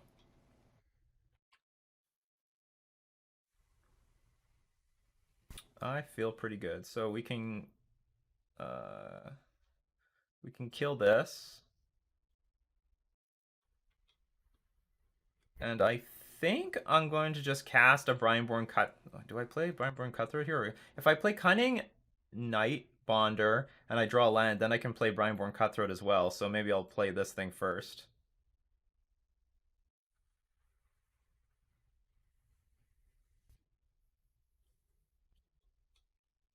No, did not draw the stuff I need. I'm just going to kill this. I think I'm going to kill this neat Vivian.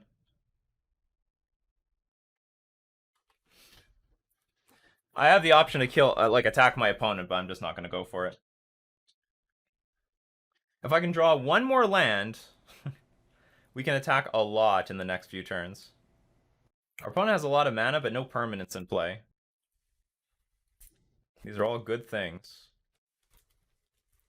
And we're about to draw, like, tons of cards. Tons and tons of cards. This costs 1 mana, this costs 1 mana. This could potentially just cost 2 mana.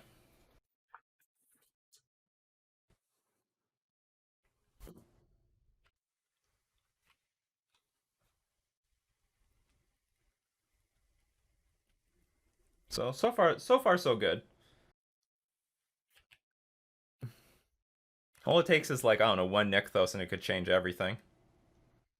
Uh-oh, they found Walking Ballista on top of their deck. Alright, so now we need to look for, I don't know, something. Our board definitely dies to Walking Ballista. We need the, what's it called? Mystical Dispute. No, not Mystical. What is our counter spell? Yeah, Mystical Dispute.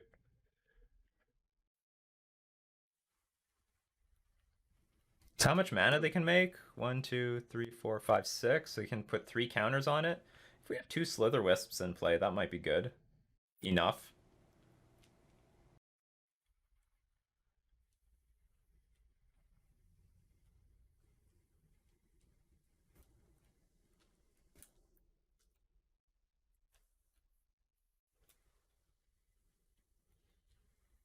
Has the Walking Ballista thing not resolved yet? So I think Aspiring Spy. No, I think it has. I don't think it has resolved.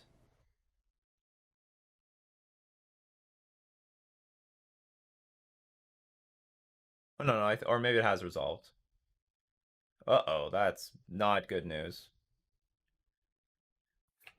Okay, there's Karn. Now what am I worried about?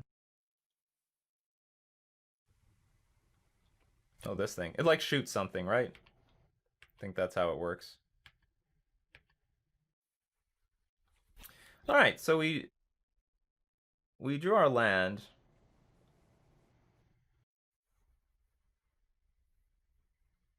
But I don't have enough interaction on the battlefield.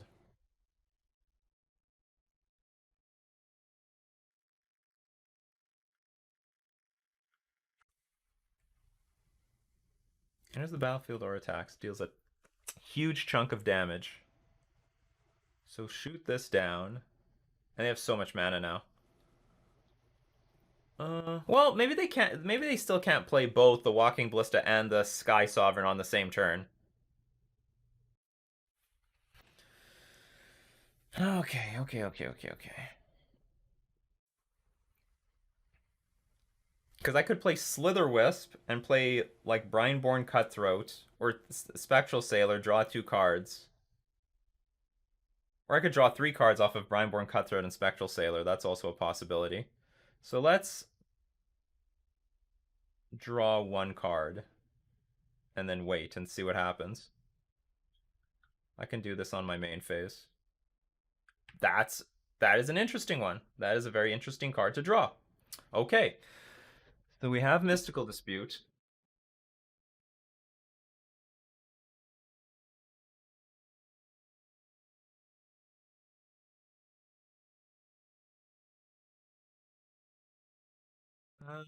Do I want to attack anything? I could attack Karn and make them trade with a Jade Light Ranger. Trade something with a Jade Light Ranger. Or I could attack them. I'm sure Jade Light Ranger wants to, like, block this Slither Wisp. Then they have 2 less devotion for the Nykthos. That might actually be worth it. Let's attack Karn. Or do I attack them? I can always attack my opponent. Because if I attack my opponent, they go to 6. And they're at least in range of dying randomly. I don't know how actually Karn slows down this gigantic Walking Ballista. Alright, let's just attack Karn. Or maybe I just attack Karn with the Paragon? No, let's attack Karn.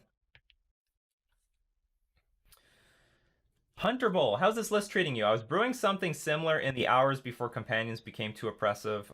Laugh my ass off. I think it's cool. I think it's very good. I wish I was playing with it better. And, you know, it's just the first time I'm playing with the list. And I think it's fine. I wouldn't mind if this is the block.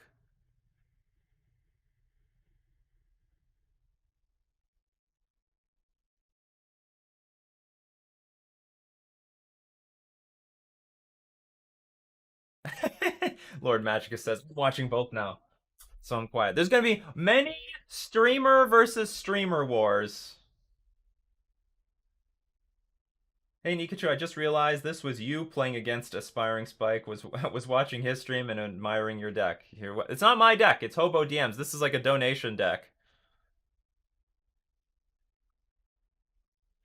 Yeah. All right. So I don't mind this exchange. That means there's a lot less mana for my opponent, and that also means Mystical Dispute is more online.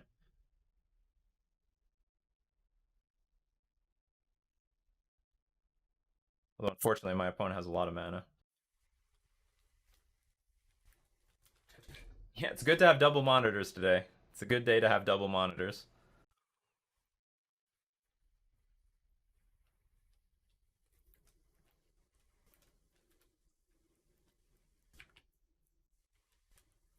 So I guess what? They can find Walking Ballista from the sideboard? Oh, Glass Casket. Interesting. Yeah, that resolves. So you want to take my Cunning Nightbonder? Yeah, sure. Taken. Okay, so Skyship. I have to counter something. Guess it's going to be this.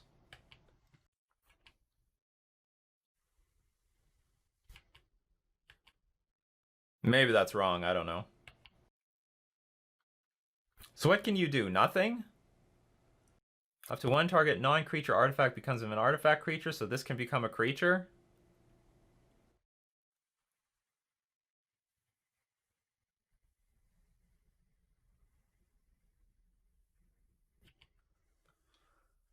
Let's... I really just want to try to kill my opponent here. Turn Glass Casket into a creature. Does this have flash? I could bounce this. 1, 2, 3, 4, 5, 6, 7. 1, 2. 1, 2, 4. I can only put a Blist on 3, which means they're not going to kill the Brineborn Cutthroat. Yeah! Alright, attack. Attack you!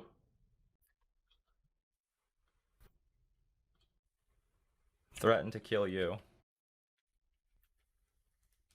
Let's hopefully we draw something good off of this Spectral Sailor.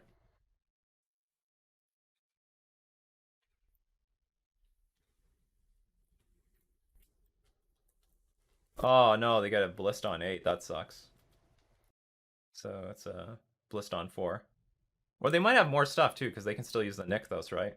Oh, Blist on 2. Okay, that resolves. Oops, I screwed that up, didn't I?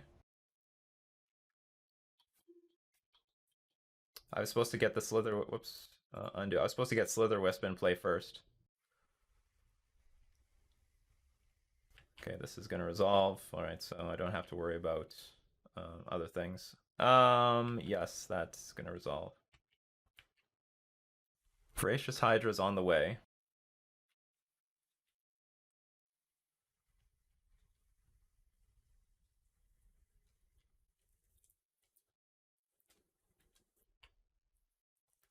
Choosing nothing.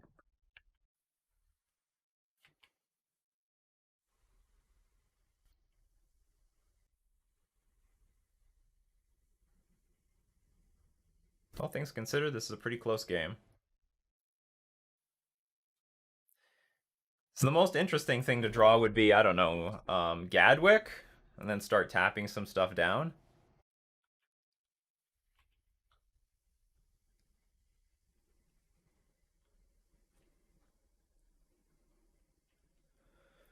I don't get the discount from the Cunning Nightbonder anymore, so I'm just, I have to play Spectral Sailor.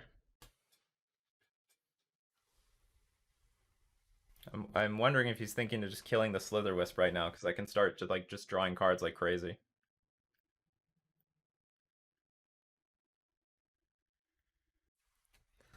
Is there anything I know?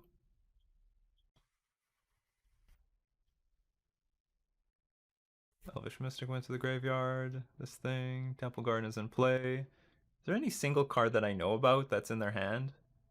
Guess not.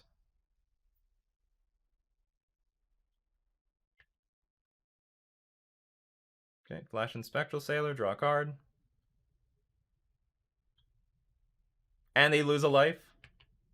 The more things we play with Flash, the more life they lose. There's the Gadwick! Can we draw a card?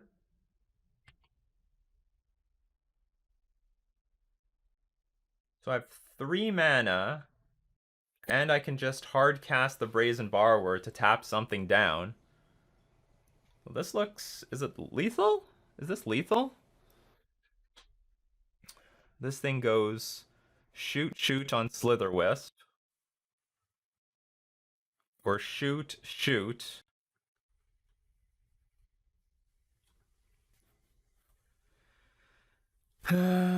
Block. So I can't protect these things very well. But I can empty my opponent's board. Okay, hold on. No, okay. I have a 1 flash creature. You go down to 4, which means only this Cunning Nightbonder needs to get through. And, like, almost anything else will win. So I can tap down Ballista, serve with the team. This Ballista has to shoot down both the Spectral Sailor and the Black Lance Paragon. There's only one blocker for this. Take 3. Go to 1. What does this thing do? They can get one thing from the sideboard with Karn.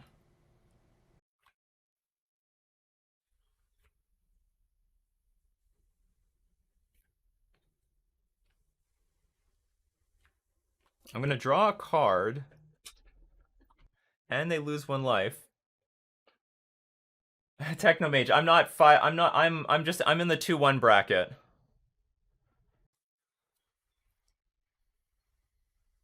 If anything, we're gonna steal the 5-0 from Aspiring Spike.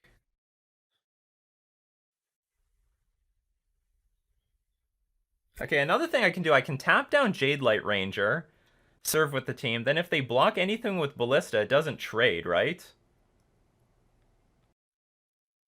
Yeah, I can block.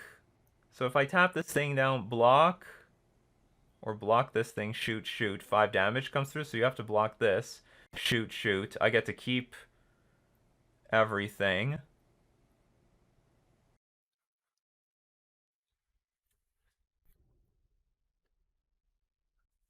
Fights another target creature you don't control.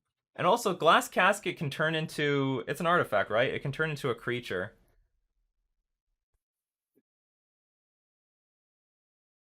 Well, that's... Gadwick doesn't tap anything by default. I play Gadwick, it taps nothing.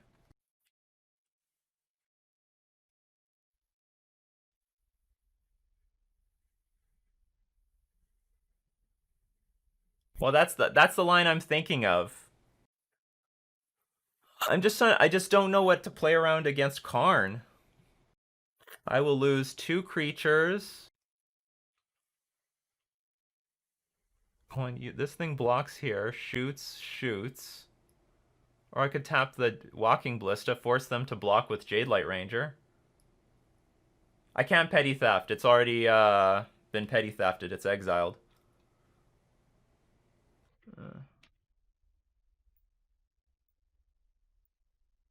And I mean, there's other options. I can like Gadwick for like a card, or even 2 cards.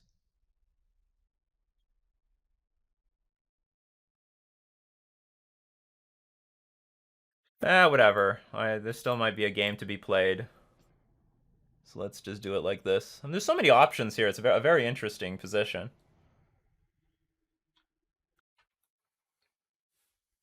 We draw nothing.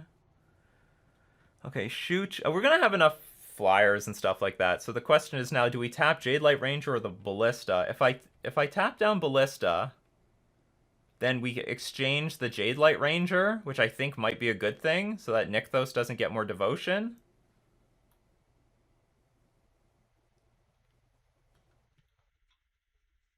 Yeah, this is not Merfolk, that's for sure.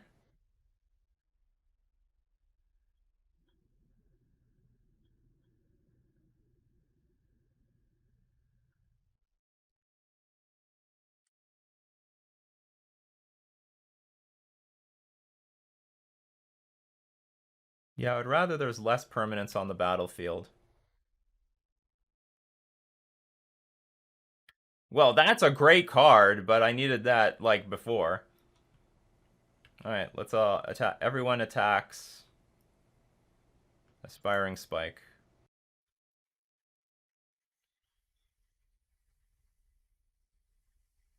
Now here's a good question. What if my opponent finds Walking Ballista again? 1, 2, 3, 4, 5, 6. 1, 2, 3, 4, 5, 6.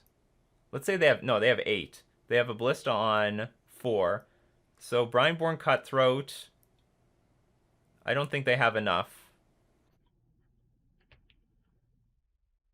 Because Brineborn Cutthroat is already really big. Okay. Oh, but it's gonna exchange. Oh, maybe I screwed that up too. Okay, but I have 5 toughness on the battlefield. All right, hopefully this is enough. Hopefully this is enough. I don't know if it's enough. Hopefully it's enough.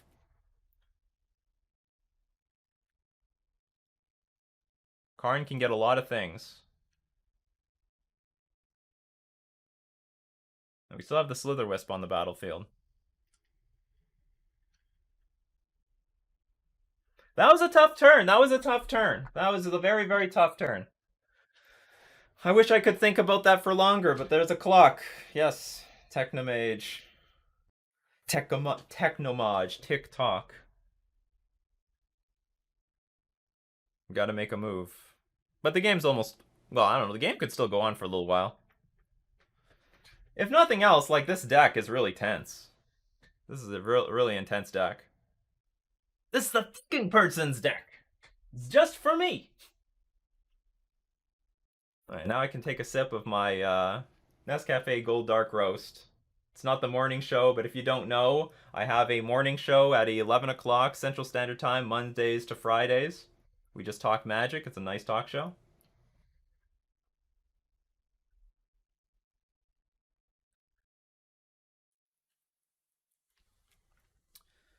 Okay, the fact that Aspiring Spike is in the tank now means good things. I mean, good players might also take a lot of time to make sure they find the perfect line, but I think in this situation, it's because they're in a lot of trouble. Like, even if let's say they get Walking Ballista.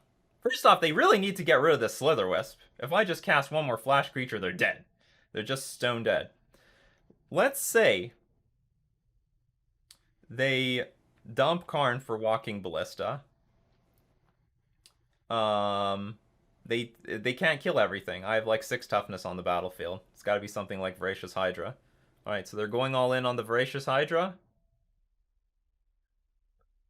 All right, 4. It's gonna snipe down probably Gadwick or this thing. Okay, goodbye. So long, Slitherwisp. Oh, is this gonna be like this gonna be Walking Ballista? That could be a clever line, but it won't be enough. Or it might. I mean, it'll keep the game going on, I guess, unless I draw a blue spell.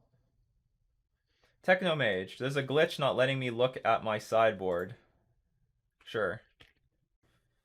You can find the list on twitter.com/NikachuMTG. I posted. I should have posted the list. Also, it's on Facebook as well. I think maybe it's just on Twitter. I'm not sure. So Aspiring Spike says he cannot see his sideboard for some reason. It's gonna restart and come back. The things we got to do on Magic the Gathering Online these days. The things we have to do.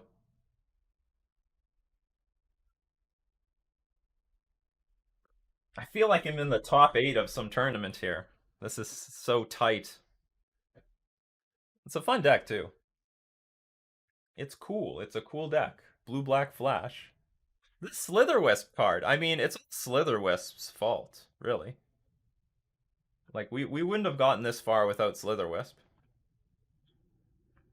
This is like whenever you cast another spell that has flash, you draw a card and each opponent loses 1 life. That is ridiculous. Just absolutely ridiculous. You need add-ons. Yeah, I know. Look, I'm new to Twitch. We're gonna figure it out, people. Everyone is like, you need this. You need that. I get it. I hear you. I'm doing my best. It took me like 5 years to get on Twitch as it is. I'm new here. We're gonna have I want to have the chat on the screen. We don't have that yet. But we're gonna get there. We're gonna get there. Because for the people in YouTube, they have no idea what the hell you're saying. And so whenever I port all this stuff to YouTube, I want everyone to be able to see the chat so that they have some idea, you know, what I'm actually responding to here. Floppy says, most fun I've had in ages watching YouTube battle it out. You're welcome. It's gonna be one of many battles. Many, many battles. I would love to see Spell Queller in this list, but I think that would stretch the mana base too much. Yes, it probably would. Well, you know, How many flash spirits are there? When the mana happens, maybe one day we could go that direction with spirits. Just, oh no, this is double black. That's tough. That's really rough. But Spell Queller is only a single white, so maybe you can go heavy black with a blue spl with a white splash for just like rattle. I don't know, rattle. Well, there's Rattle Chain, Spell Queller, Spectral Sailor, which we're already playing. There's a lot of things.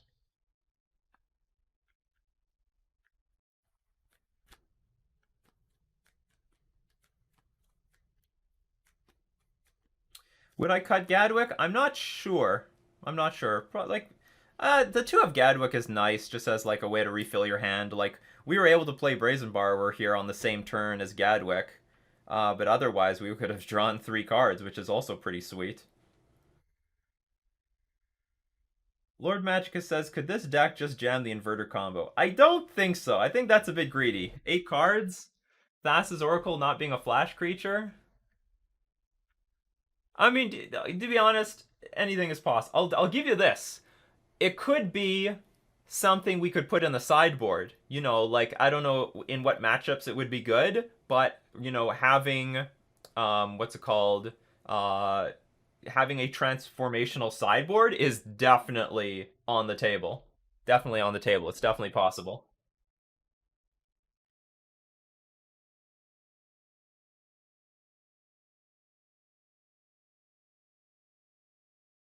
So we're still waiting for Aspiring Spike to come back.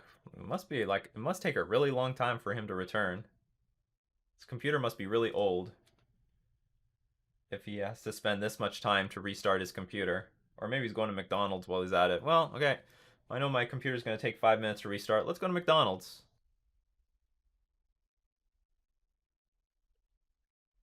Yeah, we could definitely sideboard the combo. That's a very interesting suggestion. I mean, we can anyway, so why not? I'm not. I'm totally open to wondering. Like, I'm totally open to what what matchups do you think the inverter combo would be good to sideboard into? Because I'm sure there's like maybe even against this deck, it would be good to sideboard in the combo, right?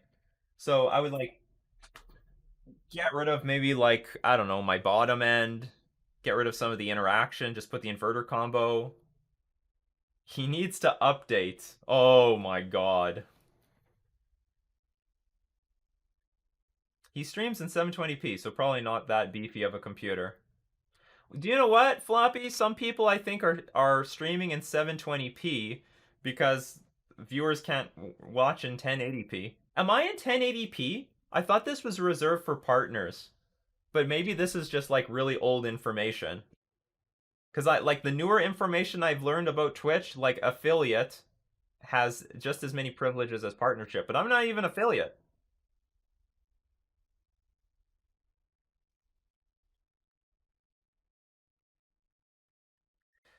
Yeah, Lord Magicus, blue black devotion with inverter, I think is totally possible. Definitely possible. He's coming in. He's on his way. Join the game. He's back. God Walking Bliss. All right, the game goes on. So we can Fatal Push the Voracious Hydra, attack with both. They're gonna block. Spike. So we need. If we draw a blue spell, the game's over. We draw one blue spell, the game is over. What do we draw? We drew the blue spell. All right, so we Fatal Push this. This doesn't have pro blue or any some crap like that, right? No.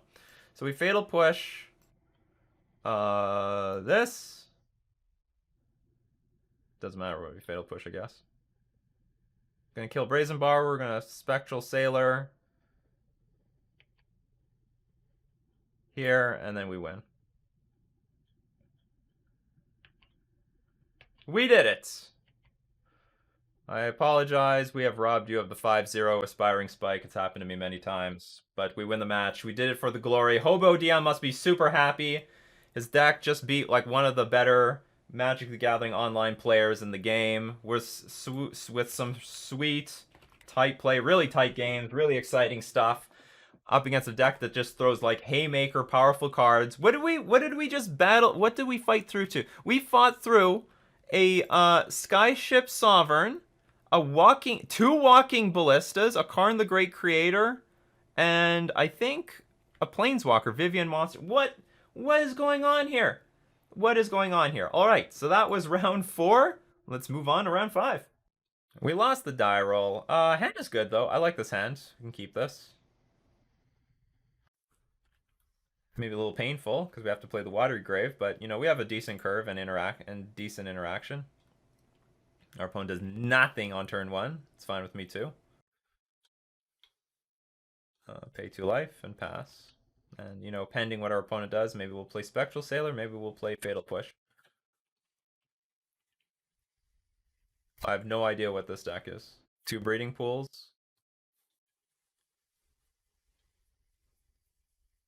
Oh! Okay, so we're up against the Lotus deck. Alright, nothing we can do here. Thespian Stage. Lotus Field. Okay, let's just put this Spectral Sailor on the battlefield. Well, okay, Fatal Push. Oh! Not bad.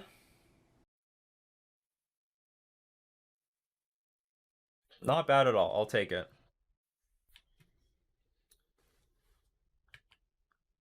What do you think? Should we mutate right now?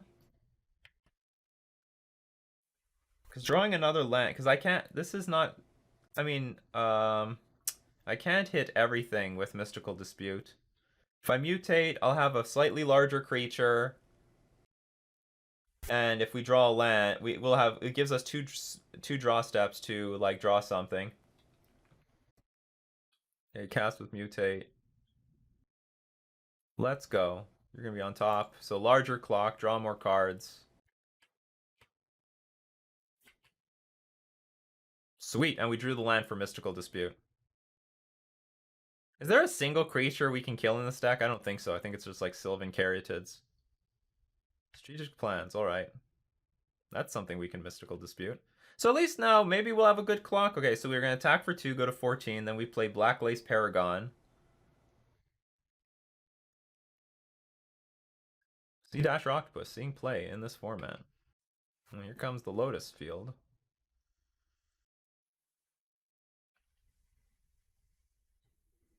So far, I bet... Like, what does our opponent think we're even on? Okay, attack first.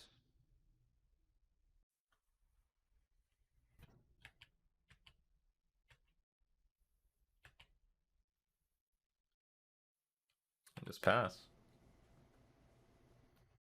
And hope my Mystical Dispute connects with something.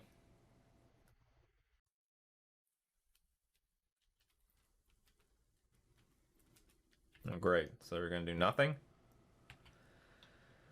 Is that the dealie? You're going to do nothing?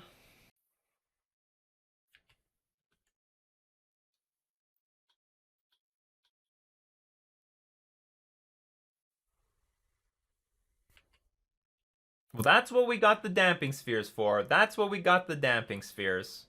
To deal with this double Lotus Field crap. Thespian Stage will make a copy of Lotus Field.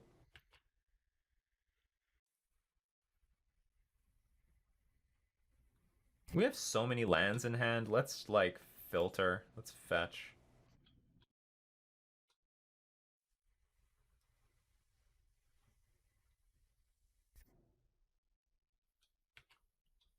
All right, here we go. How do you feel this compares to Spirits? Similar. It's similar. I like this deck a lot, actually. I mean, if this is actually competitive, I might dump Spirits for this. And I like Gadwick the Wizened. I really like this card. I think this card is very cool. Black Lance Paragon. I played a land already.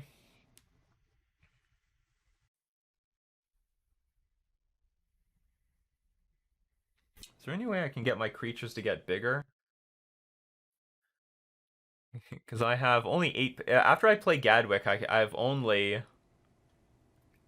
like 8 power on the battlefield, sadly. But I don't see any way I can like improve my position. Top decking more C-Octopuses is not going to help. Oh yeah, if we draw Slither... Yeah, if we top deck Slither into Black Lace Paragon, that could work. Alright. Here we go. All right, we're gonna do our best. So what are we hoping to do? Like, hit a dig through time? I think that's our best target for Mystical Dispute.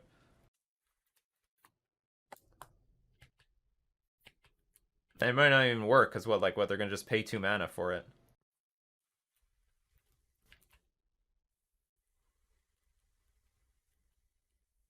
They have more than enough cards in the graveyard. So what do we burn this Mystical Dispute on? I don't even know if there's anything good to do it on.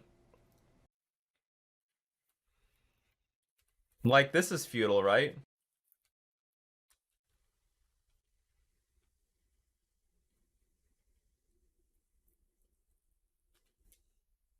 Like, I'm sure we're dead. You know what? Like, probably the best thing we could hit was that Opt last turn.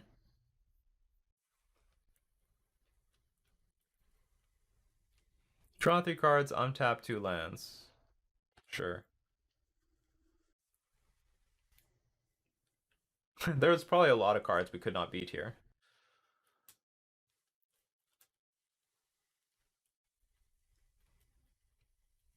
Truth be told, like, their combo is pretty slow. I mean, whether they're comboing off on turn 6? No, it's turn 5 for them? So whatever, like, that's fair. Of all the combo decks, like, this is pretty fair. The speed of combo these days.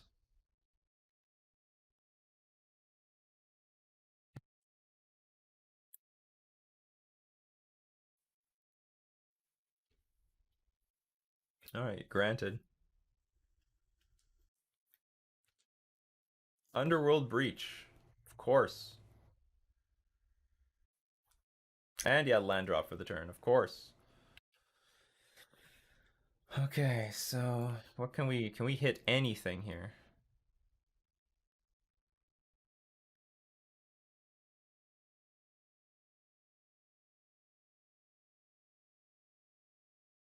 No, damn it. If they played Pour Over the Pages, we could beat that, but we can't beat this.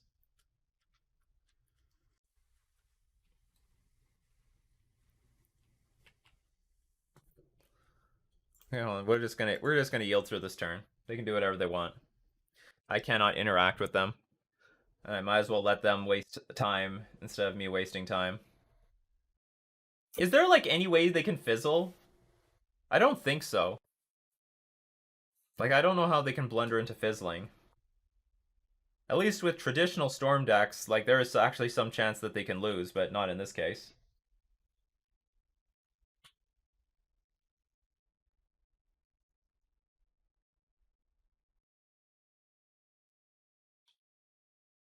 Pour over the pages.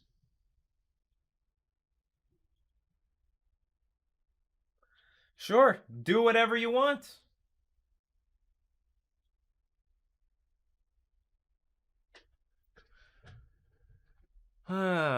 Strategic planning. Are you not entertained? Are you not entertained? You know, that's one aspect I was always wondering about. You know, how and they complain about these sort of things on camera. How good are these combo decks on camera? You know, watching these things play out. Because after all, they didn't like it when, like, Wizards didn't like it when Storm was the thing. And I mean, this is not good. I don't know if this is good for streaming either. I don't know, maybe on the side of the actual combo player, maybe it's fine.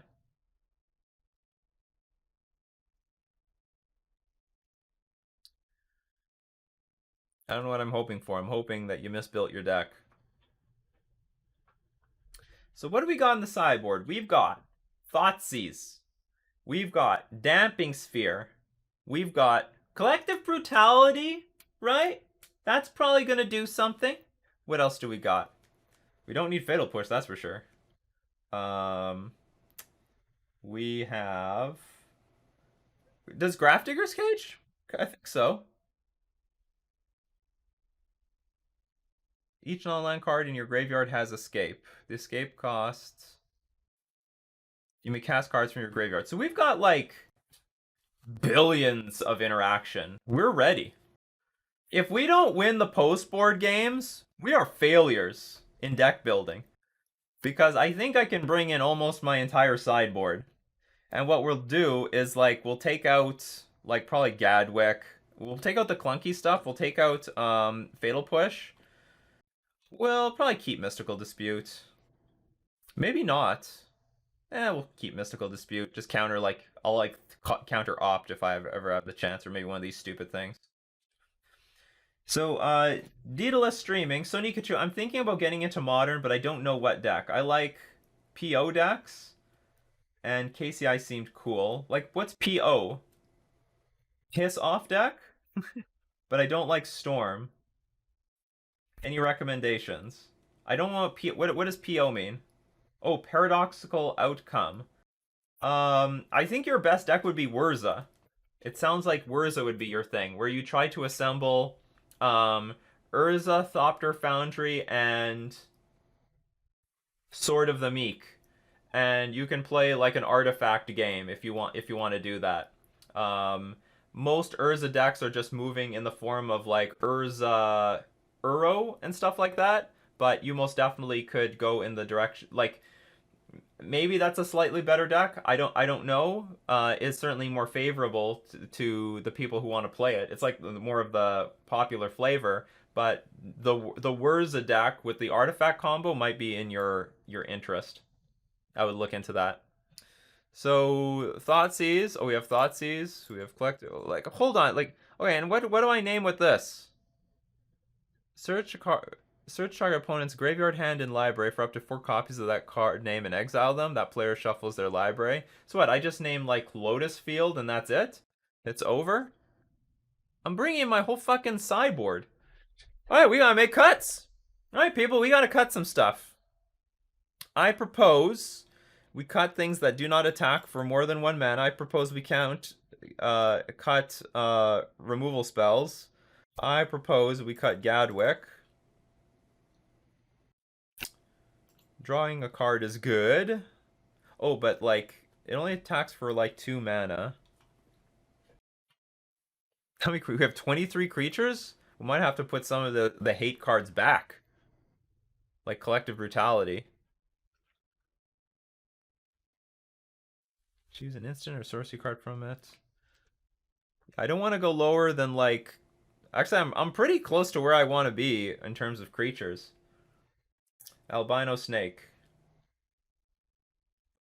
I don't know if you've seen my channel before, but you know we let like a word go through once in a while. It used to be worse. Used to be worse. YouTube used to like threaten me they're gonna take my ad revenue away, and then YouTube themselves released a video saying when you can swear and not get demonetized. And I'm like, holy crap, we are back in business. No way, we cannot remove Cage. Is it that bad? Well, we would have to force our opponent to bring artifact hate, and at the very least, it would overload like damping sphere. Like if they destroy this, then they still have to destroy this. Cage prevents breach, and I don't know. Can you win without breach? Seems nuts to me. Okay, I'm taking out 2 collective brutalities. Maybe we can go down a land since we took out a little bit of the top end of the curve.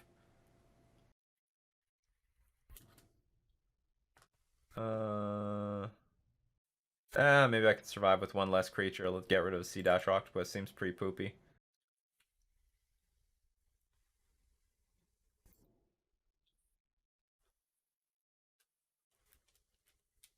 You likely aren't gonna double spell with Sphere. That's true. I would love to play first. No lands. Mulligan. Lands, but no spells. I can cycle something. This looks like poop. Yeah, I'm probably gonna mulligan this.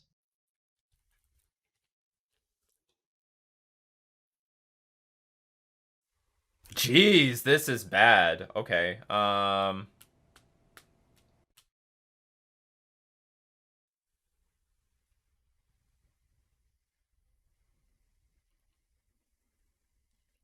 Lady Luck did not give me their blessing. I guess we're gonna keep this, play a Cunning Nightbonder, put a Sea Dasher Octopus on it immediately, and hope our opponent doesn't have what's it called, Sylvan Carrot to block it. Keep. Hey, you know what? Maybe I should have Spectral Sailor over Night Bonder. We'll get rid of the choked estuaries. And done. Oh, I can't? Well, that's okay then. That's fine. Then it'll just be a 2-drop.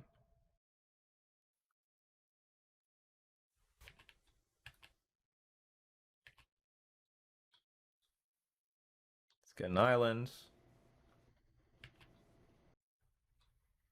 Let's start playing some Night Bonders. I'm grinding. We're getting to work here. This cunning Night Bonder really sucks. Oh, our opponent has some sort of greedy hand, I think. Or they have they just have a Lotus Field hand. Come on, Unmoored Ego! Unmoored Ego! Good enough! Can they do something crazy? I want them to sack their lands first, then we slam this Stamping Sphere down. What can they do with 2 colorless mana? Anything? I think nothing. I want to encourage them to play their Lotus Field.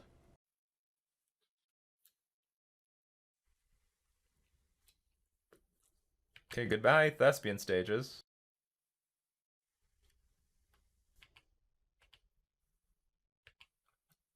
Does everyone like the sound of my keyboard? It's not clicky and clack. Oh yeah, this has a discount. Forgot about the discount. Let's draw a card. Sweet. Okay. Good night! Good night, Lotus Field deck. Good night.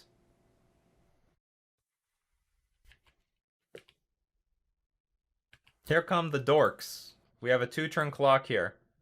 We attack for 6, then we attack for 8. That's 14. Okay, let's attack first, then we play our Collective Brutality and see what's up. And Grafdigger's Cage, which... Sure, let's play this instead of the Collective Brutality. Because I want to at least threaten lethal by next turn.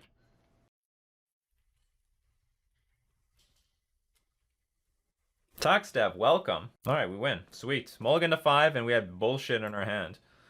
We had nothing. I like how that game played out. Although it really came down to top decking stuff. It really came down to top decking. Oh, we got a million. We have... The whole deck is hate. The whole deck is just, like, hating on their deck. We get Unmoored Ego to resolve, and, like... If I resolve Unmoored Ego, is that it? Is that, like, the end of the game? Like, can they win without... It exiles it, right? Choose a card. Yeah, literally half your deck is hate cards here. And we don't draw any hate cards.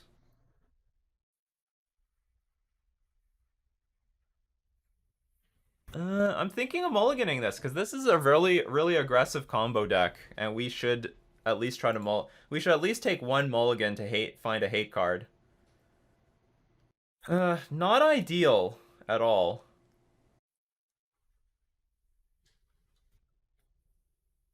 But, you know, we got our hate card. We have something. This and this is a good land because we get rid of the other thing. I like the action we got here. Let's get rid of C- or Octopus. I should go to 5? I think this is okay.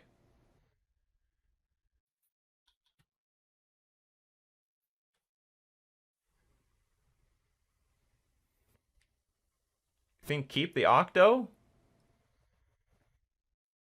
Maybe drawing a card is good.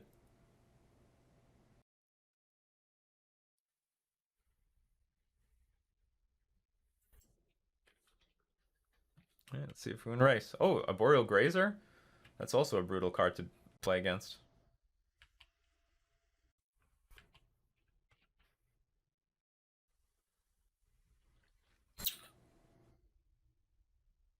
We cannot use this thing anyway, so we'll play this and pass.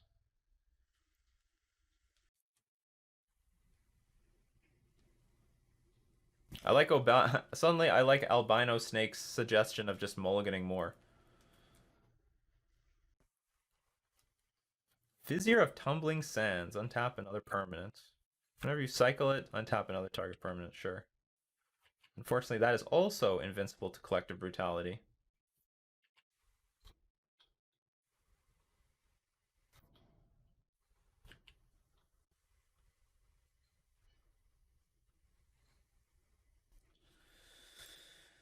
Okay, what do we do here?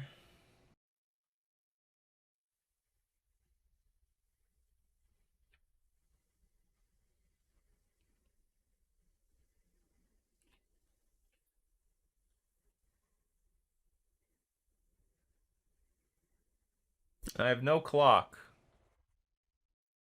But, I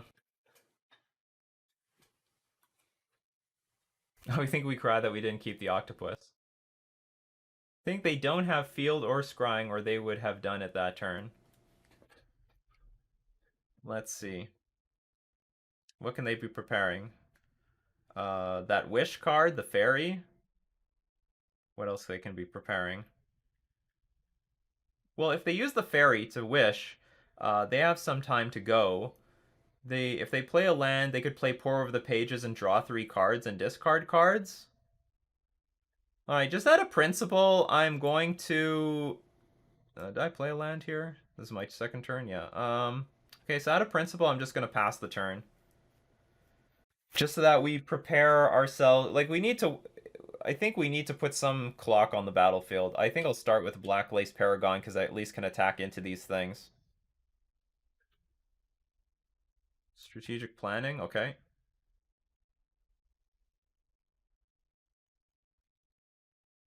Go back in time and mulligan to 5, probably. It's possible. Possible. Okay, they dumped a stage. And they dumped a strategic planning. Put a card on the bottom. Their hand sucks. Okay, so that's good news. Their hand seems to suck.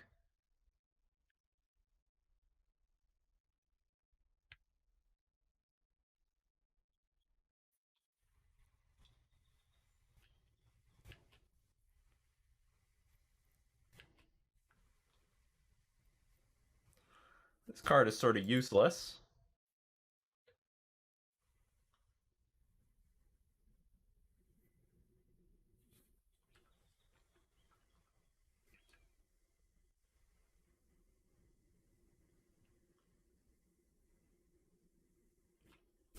I still don't know if I want a brutality right now. Well, I guess countering pour over the pages would be convenient. And then next turn I can play double threat anyway.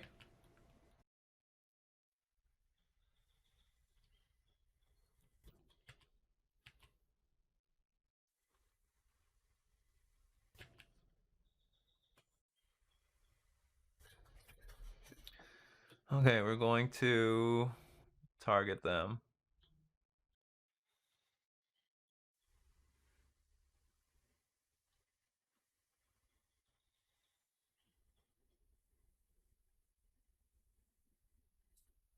We have a counterspell?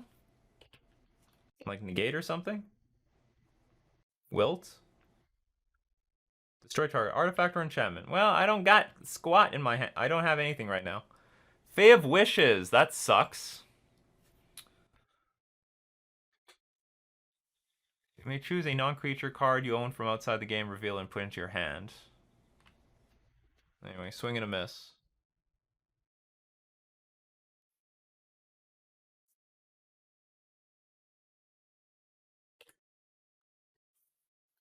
Alright. Here we go. We need to just aggro them out here.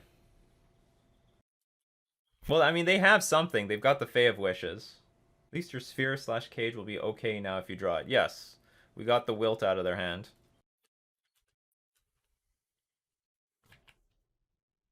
So what are they going to get? Like, dig through time? They could get anything, really. Let's keep track of what they've played.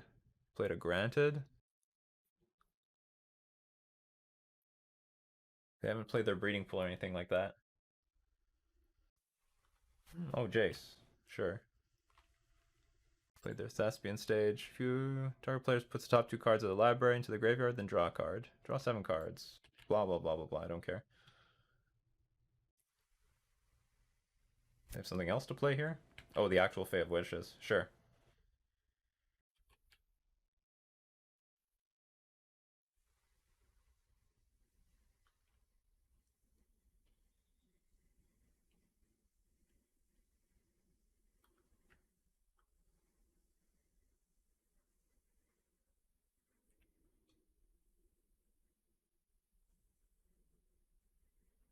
I think the deck is drawing fine.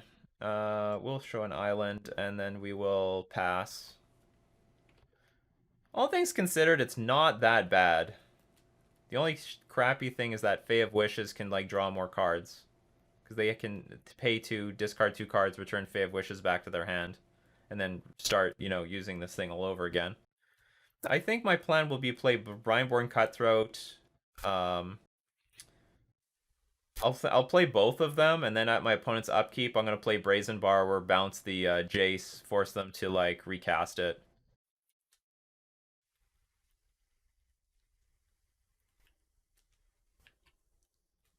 They put Blast Zone and Breeding Pool into their graveyard. That's fine.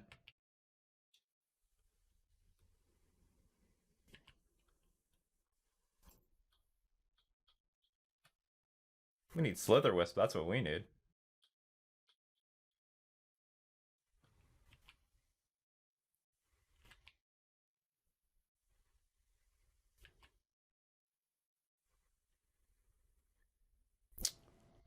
This does not really help all that much. And I still cannot attack into my opponent. So... Or maybe we'll let the Jace... No, I think at upkeep we'll bounce the Jace, because this costs 4 mana. Sure.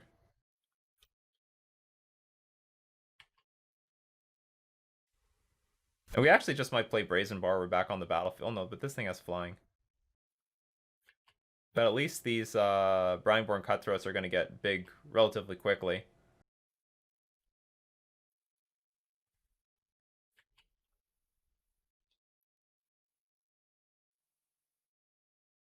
Petty Theft can actually just win the game by itself if I hold on to it, but won't they have, like, counter spells? If they, like, dig through the entire deck? Or should we just go for the greedy route? I think that's a bit greedy. Like, I understand what you mean. Like, it can win. Well, they're gonna go through their entire deck, though, and have infinite mana, so they'll have something. They only need one. They only need one.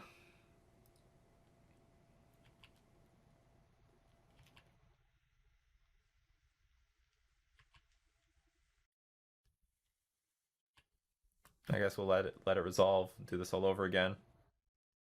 This Fate of Wishes as a 1/4 creature is a beating. Well, that's not good. That's not good. That's not good news.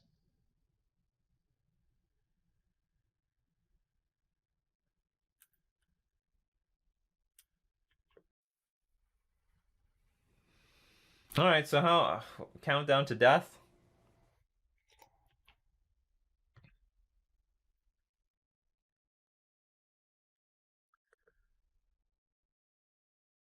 And there's 3 unknown cards in their hand. I have no idea what they are.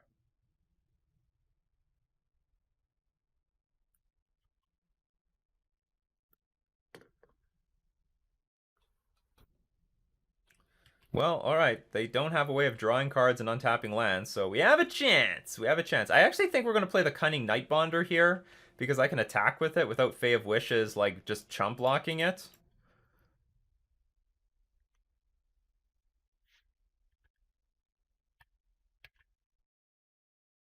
What do I want here? I want Gadwick. Gadwick would be very useful. Oh! I don't know how good this is here, but damn, I appreciate it. Do I just attack? So this thing blocks here. Unfortunately, Fae of Wishes can probably find a way to blow this up. So block. block. 2 damage goes through. Okay, how about... I don't know if I should attack Jace or attack them. I could attack them. Block, 6 damage, go to 8. But this thing doesn't die. This thing will untap.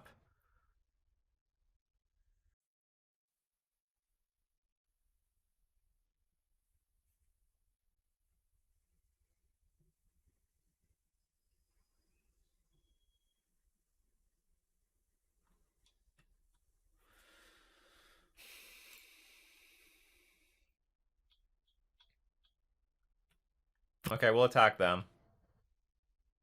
If we don't attack them, they draw a card anyway from a draw step because they're going to be one like attack closer to living. It's a very bizarre block. You like could save 1 life here. I think my opponent played very well up until that point. That didn't make any sense to me.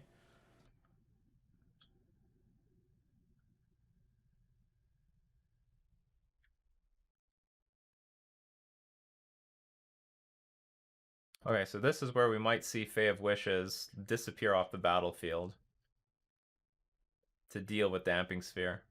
Maybe. We can pass, and we can still play Brazen Borrower on our opponent's turn. Oh, they have some answer to Damping Sphere. Oh, they don't. That still could be very dangerous. Yeah, okay, so they copy Lotus Field. So they can still, like, what, sack Fae of Witches, find an answer, and then go off if they have the right cards. Blink of an Eye. Yeah, that's good.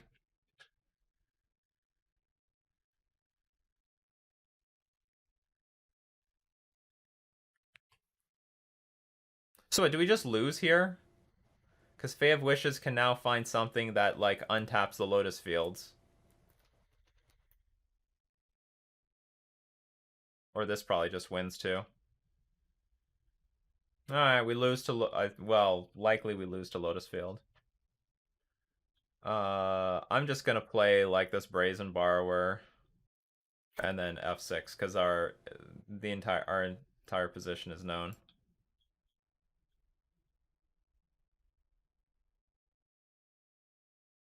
Yield through this turn. Good game. M515 says, this deck is sweet. I love the card and the tempo. I wish... could I have done something differently? If I were to do anything differently, or at least what I'm talking about is this game. As maybe I should have kept Spectral Sailor because it was something I could play for 1 mana and at least deal some consistent flow of damage. Oh, but that's not entirely true either because they have Fae of Wishes to just block it, and also that Eoboreal Grazer can also block it. So it's still not clear that it's good.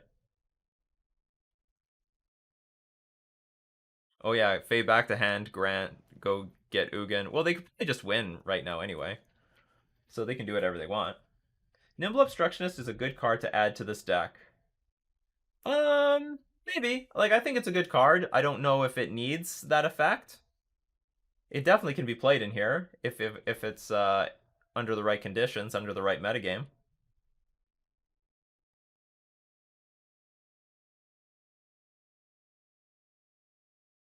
Pour over the pages. Draw 3 cards, untap a billion lands.